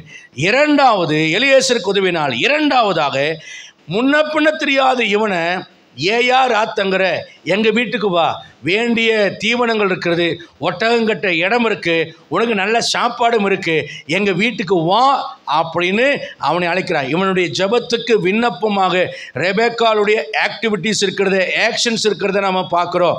ரெண்டாவது, அங்கே வீட்டுக்கு கூட்டிகிட்டு போகிறான். மூணாவது, அந்த வீட்டில் அவன் வந்த காரணத்தை சொல்கிறான்.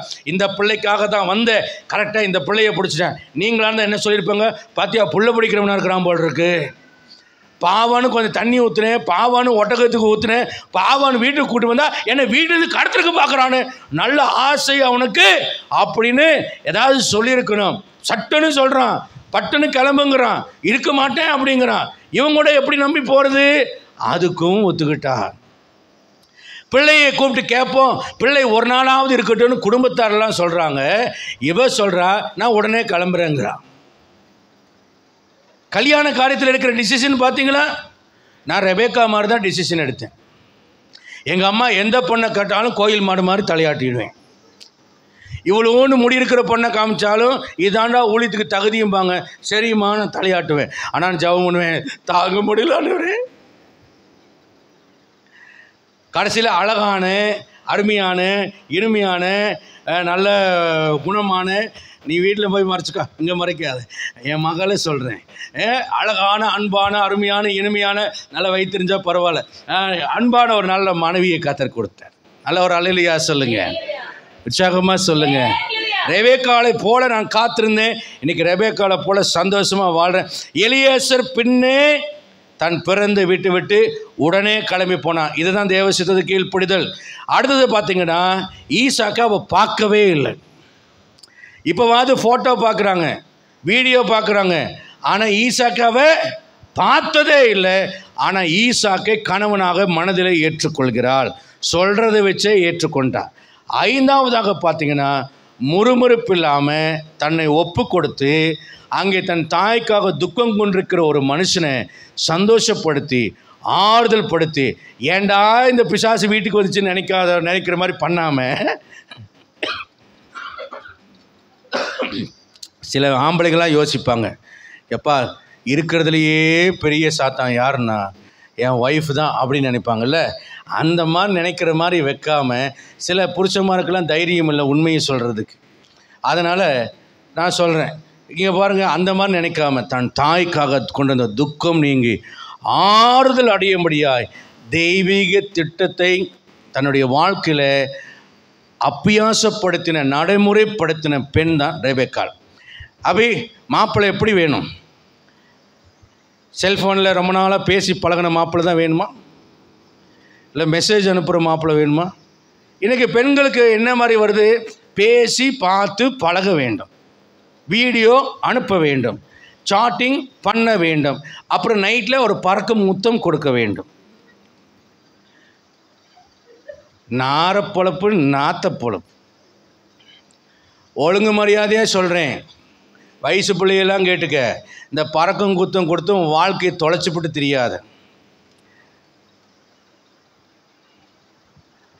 ஒருத்தங்க கேட்டாங்களாம், நான் பறவையாக இருக்கணுமா, நான் கழுகாக இருக்கணுமா, நான் பட்டமாக இருக்கணுமா அப்படின்னு கேட்டாலும் ஒரு ஆசிரியர்கிட்ட. அவங்க ஆலோசனை சொல்கிறாங்க, அபி நல்லா கேளு, பட்டமாக இருக்கணுமா, பறவையாக இருக்கணுமா? அப்போ இவங்க சொன்னாங்களாம், உனக்கு நல்லா வளர்ந்து நல்ல செட்டை முளைத்து உயரமாக பறக்க முடிந்து உயரமான கொம்புல போய் உட்கார முடிந்து உயரமான இடங்களுக்கு உன்னை கொண்டு செல்ல முடியுமானால் நீ பறவையாயிரு. உனக்கு செட்டைகள் அவசியம். செட்டைகள் இல்லாமல் பறவையாயிருக்க பறக்க விரும்பாதே. செட்டை முளைக்கிற வரைக்கும் நீ பட்டமாகவே இருந்தாங்களாம். பட்டமா? ஆமாம், அது அடிமைத்தனம் ஆயிடுச்சு. அம்மா வெளியே போகாதன்னு சொல்லுவா, இந்த ஃபோன் பண்ணாதன்னு சொல்கிறா. எவன்டி ஃபோன் பண்ணுறாங்கப்பா, ஏண்டி ராத்திரி 11 மணிக்கு கால் வருதும்பா, யார்டி குசு குசுன்னு பேசுகிற, லூஸு மாதிரி தானாக சிரிக்கிற, தானாக பேசுகிற, என்னடி ஆச்சுன்னு கேட்குறா. இதெல்லாம் எனக்கு இந்த வாழ்க்கை எனக்கு பிடிக்கல அப்படின்னு சொல்லும்போது, அந்த பட்டத்தை இணைக்கிற கயிறு அடிமைத்தன கயிறு அல்ல. அவங்க சொல்கிறாங்க, அடிமைத்தன கயிறு அல்ல, உன்னை கட்டுப்படுத்துகிற கயிறு அல்ல, உன்னை பாதுகாக்கிற கயிறுன்னு சொன்னாங்களாம். ஏன்னு கேட்டால், அந்த கயிறு மட்டும் அறுந்து விட்டால் உனக்கு செட்டைகள் இல்லாதனால காற்றின் போக்கில் கொண்டு போய்பட்டு ஏதாவது மரக்கிளையில் சிக்கி, மின்சார கம்பத்தில் சிக்கி, காற்றினால் அலசடிப்பட்டு கிழிந்து தைந்து தொங்கிக் கொண்டு வேடிக்கையாக மாறிவிடுவாய். ஆகவே ரக்கைகள் முளைக்கிற வரைக்கும் நீ பட்டமாக அடங்கியிரு என்று சொன்னாங்களா. என்ன அபி, ரக்கம் முளைக்கிற வரைக்கும் செல்போனை நோண்டப்படாது. என் அன்பான கர்த்தருடைய பிள்ளைகளே, பெற்றோருடைய கண்டிப்பு என்பது கோழி மிதித்து குஞ்சு சாகாதுங்கிறது போல உங்களுடைய நல்ல வாழ்க்கைக்காகத்தான் அவர்கள் கண்டிக்கிறார்கள். கர்த்தருடைய பரிசுத்தமான நாமத்துக்கு மகிமை உண்டாகட்டும். முறுமுறுப்பு இல்லாமல் உங்களை ஒப்பு கொடுத்து தேவ சித்தத்துக்கு ஒப்பு கொடுத்து வாழுங்கள். கர்த்தர் உங்களை ஆசீர்வதிப்பார். அருமையான கர்த்தருடைய பிள்ளைகளே, இன்னொரு காரியத்தை நான் கடந்து போக விரும்புகிறேன்.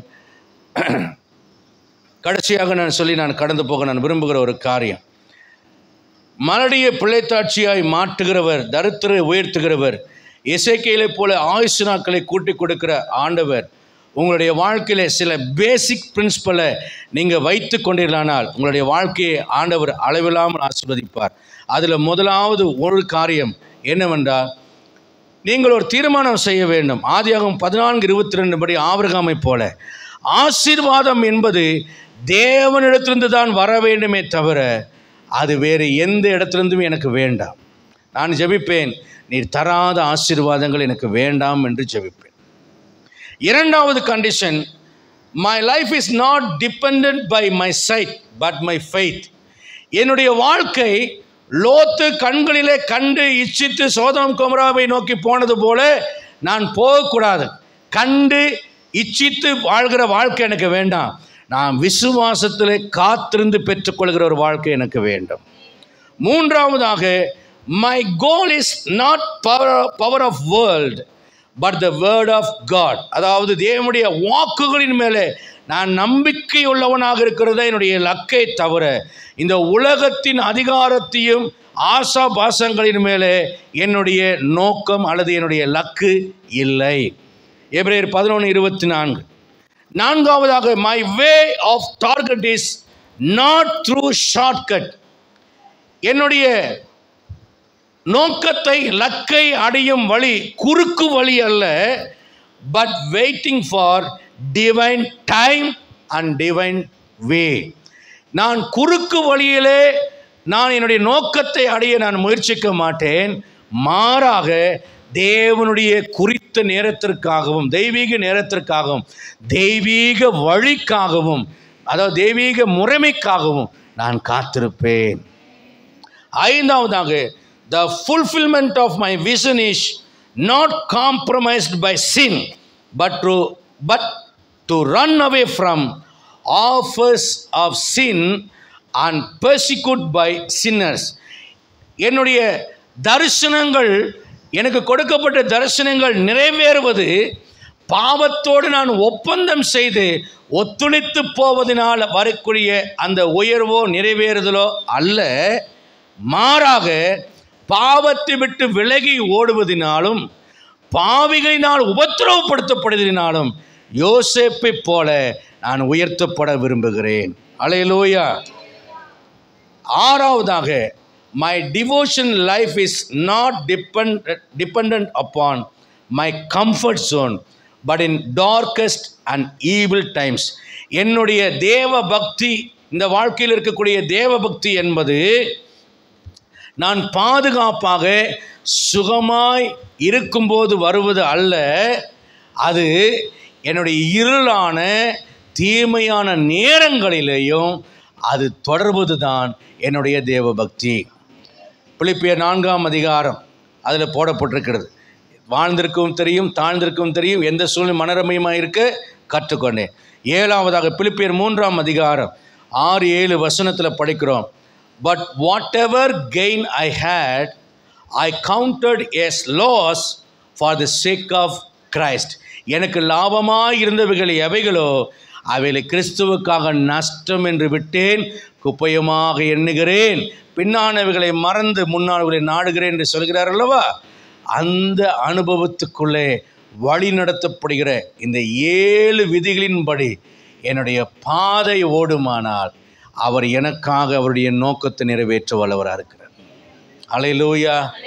நீங்கள் ரூத்தை போல இருந்தாலும் சரி, ராகாவை போல இருந்தாலும் சரி, தாவீதை போல இருந்தாலும் சரி, ஆபிரகாமை போல இருந்தாலும் சரி, உங்களை உயர்த்த கர்த்தர் வல்லவராக இருக்கிறார். From the pit to the throne, from the dust to the throne. நீங்கள் குழியில் இருந்தாலும் சிங்காசனத்துக்கு உயர்த்துவார், புழுதியில் இருந்தாலும் உங்களை ராஜாக்களுக்கு மத்தியில் வீட்டிற்கு செய்கிற ஆண்டவர் இந்த காலைவர் உங்களோடு பேசுகிறார். இந்த வசனங்களை விசுவாசித்து திரும்பவும் கேளுங்க, தேவ சமூகத்தில் அர்ப்பணம் செய்யுங்க, கர்த்தர் உங்களை ஆசீர்வதிப்பார். ஆரம்பத்தில் சொன்ன அந்த பெண்மணியை நீங்கள் மறந்துடாதீங்க. சித்துத்தாய் சபக்கல் பத்ம விபூஷன் விருது பெற்ற அவர் தன்னுடைய வழியை சாதனையாக மாற்றக்கூடுமானால் தேவனுடைய வழிகளை புரிந்து கொள்ளுங்கள். அந்த வழி பெயின், நான் சொல்கிற வழி வே.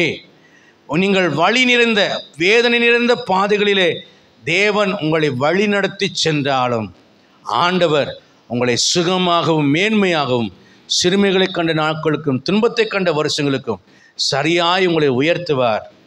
ஒரு நாளும் ஷார்ட்கட்டை தேடாதீங்க. தேவ சித்தத்தின்படி divine time, divine method, divine purpose, இதன் அடிப்படையில் செயல்பட உங்களை ஒப்புக்கொடுங்க. விசேஷமாய் தேவ வார்த்தைகளுக்கு கீழ்ப்படிந்து பரிசுத்தமாய் வாழுங்கள். கர்த்தர் உங்களை உயர்த்துவார். உங்களை அசைக்க ஒருவராலும் கூடாது. ஜெபம் பண்ணுவோம், முழங்கால் படியிடுவோம்.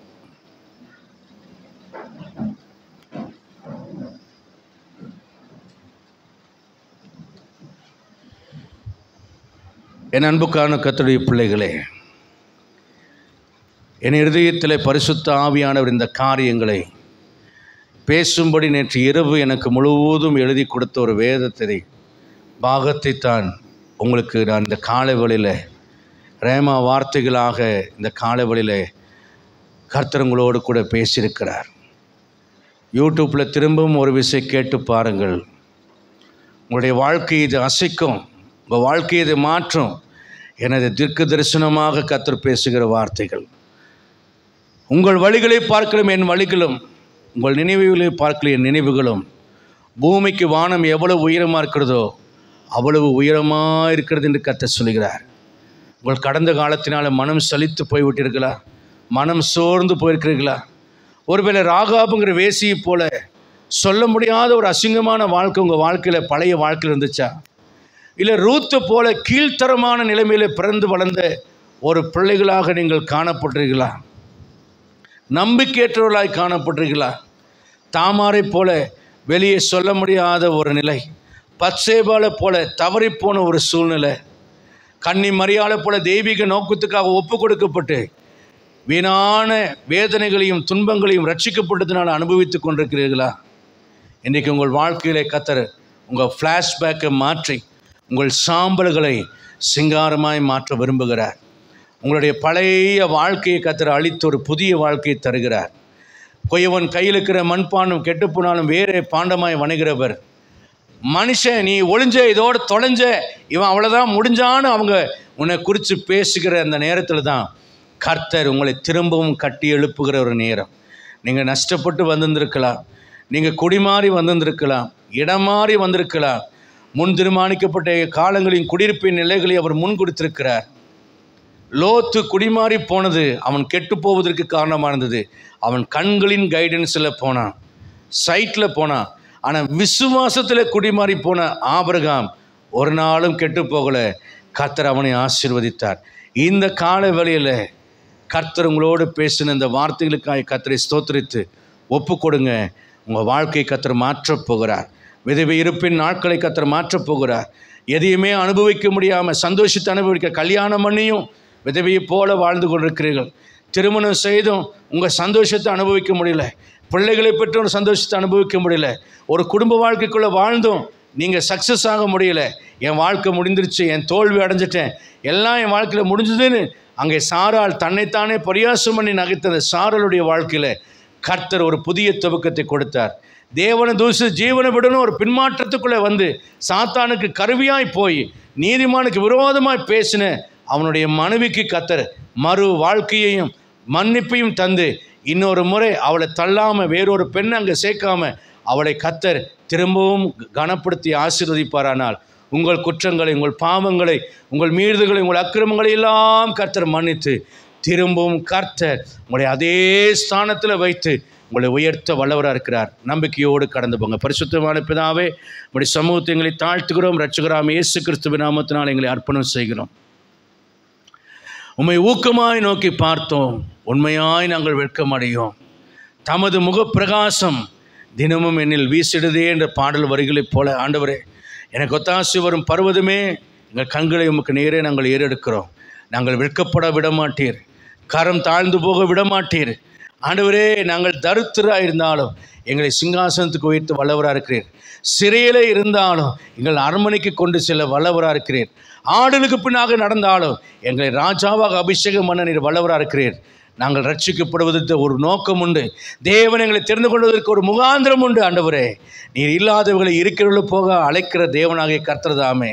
ஆண்டவரே, உம்மை நாங்கள் மகிமைப்படுத்துகிறோம். ராஜாவே, நீர் எதையும் செய்ய வல்லவராக இருக்கிறீர். தண்ணீரில் பாதைகளை தோன்றப்பனவும் நீர் வல்லவர், தண்ணீர் மேல் பாதங்களை நடக்கப்பனவும் நீர் வல்லவர். கொஞ்சம் எண்ணெய் கொஞ்சம் மாவை வைத்து ஆண்டவரே தீர்க்கதரிசியும் உறவினர்களையும் போஷிக்க வல்லவர். 5 அப்பம் 2 மீனை வச்சு 5000 பேரையும் 7000 பேரையும் போஷிக்க நீர் வல்லவர். ஆண்டவரே, 2 படகு நிறைய மீன்களால் அமிழ்த்தவும் மாள முடியும். ஒரு மீனை வச்சு எங்களுடைய தேவைகளெல்லாம் சந்திக்கவும் மாள முடியும். நீர் பெரியவர், நீர் நல்லவர், நீர் வல்லவர். எங்கள் நீண்ட கால வியாதிகளை சுகமாக்க இந்த காலப்படியில் நீர் வல்லவராக இருக்கிறீர். ஆண்டவரே, எங்கள் நீண்ட கால கடன்களை கட்டுவதற்கு எங்களுக்கு உதவி செய்ய நீர் வல்லவராக இருக்கிறீர். ஆண்டவரே, எங்களுடைய வாழ்க்கையின் தோல்விகளை வெற்றியாய் மாற்ற நீர் வல்லவராக இருக்கிறீர். ஆண்டவரே, எங்களுடைய வாழ்க்கையை கட்டி எழுப்புவதற்கு நீர் வல்லவராக இருக்கிறீர். ஆண்டவரே, கண்மலையாகிய வசூர கண்மலையில் கட்டப்பட்ட வீடாக இருக்கிற எங்களுடைய வாழ்க்கையை பெருவெள்ளம் பெருங்காற்று பெருமழையினால் அசையாதபடி எங்களை பாதுகாக்கிறவராக இருக்கிறீர். இந்த காலவெளியில் சொல்லப்பட்ட இந்த வார்த்தைகளும் வசனங்களும் மனை மக்களை ஆளுகை செய்யட்டும், விடுதலை கொடுக்கட்டும், ரட்சிப்பை தரட்டும், உயர்த்தட்டும். மனம் துமண்டு போய் சோர்ந்து போய் பண கஷ்டத்தில், பொருளாதார கஷ்டங்களிலே, ஆண்டே நம்பிக்கையற்ற சூழ்நிலைகளிலே, போராட்ட களத்தில் நான் இனிமேல் எப்படி பிழைக்கப் போகிறேன், இனிமேல் எப்படி வாழப்போகிறேன், இனி நான் என்ன செய்ய போகிறேன் என நிலையில் இருக்கிற எல்லாருடைய வாழ்க்கையிலையும் நீ நம்பிக்கை ஊட்டுகிற தேவன். உலர்ந்த கோலை தேவ சமூகத்தில் ஊன்றி வைக்காமல், மண்ணுக்குள்ளே புதைத்து வைக்காமல், வேறில்லாமல் துளிர்க்க வைக்கவும், பூக்க வைக்கவும், காய்க்க வைக்கவும், கனி கொடுக்கவும் ஒரு இரவிலே செய்ய நீர் வல்லமையுள்ளவராக இருப்பீரானால் எங்களுடைய வாழ்க்கையில் நீர் எல்லாவற்றையும் செய்ய நீர் வல்லவராக இருக்கிறீர். உலர்ந்த தரையின் நடுவில் ஜலங்கள் 2 பக்கம் மதிலாய் இருக்க அந்த ஜலம் ஊற முடியாதபடி ஆண்டவரே அதை உலர்ந்த தரையாய் மாற்றி இஸ்ரவேல் ஜனங்களை நடக்க பண்ண வல்லவராக இருப்பீரானால் எங்களுடைய வாழ்க்கை அதிசயங்களை செய்ய நீர் வல்லவராக இருக்க நாங்கள் விசுவாசிக்கிறோம். வனாந்திரத்தில் வழியும் அவாந்திர வழியிலே தண்ணீர் தடாகமாக மாற்ற நீர் வல்லவர் என்பதை நாங்கள் விசுவாசிக்கிறோம். இந்த கால வேளையில் என் ஜனத்தினுடைய கரத்தில் ஒப்பு கொடுக்கிறேன். ஆசீர்வதிச்சிருங்க ஆண்டவரே. தேவ சித்தத்தின்படியாக மாம்சத்தின் பிளஸர்ஸை விட்டு, மாம்ச இன்பங்களை விட்டு விலகி ஆண்டு தேவ சித்தத்தின்படி செய்கிறதுனால உம்முடைய ஜனம் ஆசீர்வதிக்கப்பட, உம்முடைய வழிகளை புரிந்து கொண்டு இந்த காலவேளையில் விசுவாசத்தோடும் நம்பிக்கையோடும் தைரியத்தோடும் கடந்து போக கர்த்தர் கிருபை கொடுக்க வேண்டும் என்று நாங்கள் ஜெபிக்கிறோம். எங்கள் தேவைகள் எல்லாம் உமக்கு தெரியும். 2 காசை போட்டால் தன் ஜீவனத்துக்குரியதெல்லாம் போட்டு விட்டாள் என்று உமக்கு தெரியும். அவளை பிழைக்கச் செய்ய நீர் வல்லவராக இருந்தது போல எங்களையும் பிழைக்கச் செய்ய நீர் வல்லவராக இருக்கிறீர். ஆண்டவரே, தேவைகளை சந்தித்து முடி ஜனங்களை ஆசீர்வதியும். மகிமையை உமக்கு செலுத்துகிறேன். இரட்சகராம் இயேசுவின் நாமத்தில் பிதாவே. நாத்மாவே கர்த்தரை ஸ்தோத்திரி, முழுமையை பரிசுத்த நாமத்தை ஸ்தோத்திரி. நாத்மாவே கர்த்தரை ஸ்தோத்திரி, கர்த்தர் செய்த சகல பாவங்களையும் மறவாதே. ஆமாம், நம்முடைய கர்த்தராம் இயேசு கிறிஸ்துவின் கிருபையும் பிதாவாகிய தேவனுடைய பரிசுத்த ஒத்தாசையும் நம்முடைய கர்த்தராம் பரிசுத்த ஆவியாரின் அன்யோன்யம் ஆசீர்வாதம் சந்தோஷம் சமாதானம் நம் அனைவரோடும் உலகமிக சகல பரிசுத்தவான்களோடும் என்றும் என்றும் கர்த்தர் திரும்ப வருமுழும் இருப்பதாக. அல்லேலூயா, அல்லேலூயா. God bless you all. கர்த்தர் உங்களை ஒவ்வொருவரையும் ஆசீர்வதிப்பாராக. ஆமென்.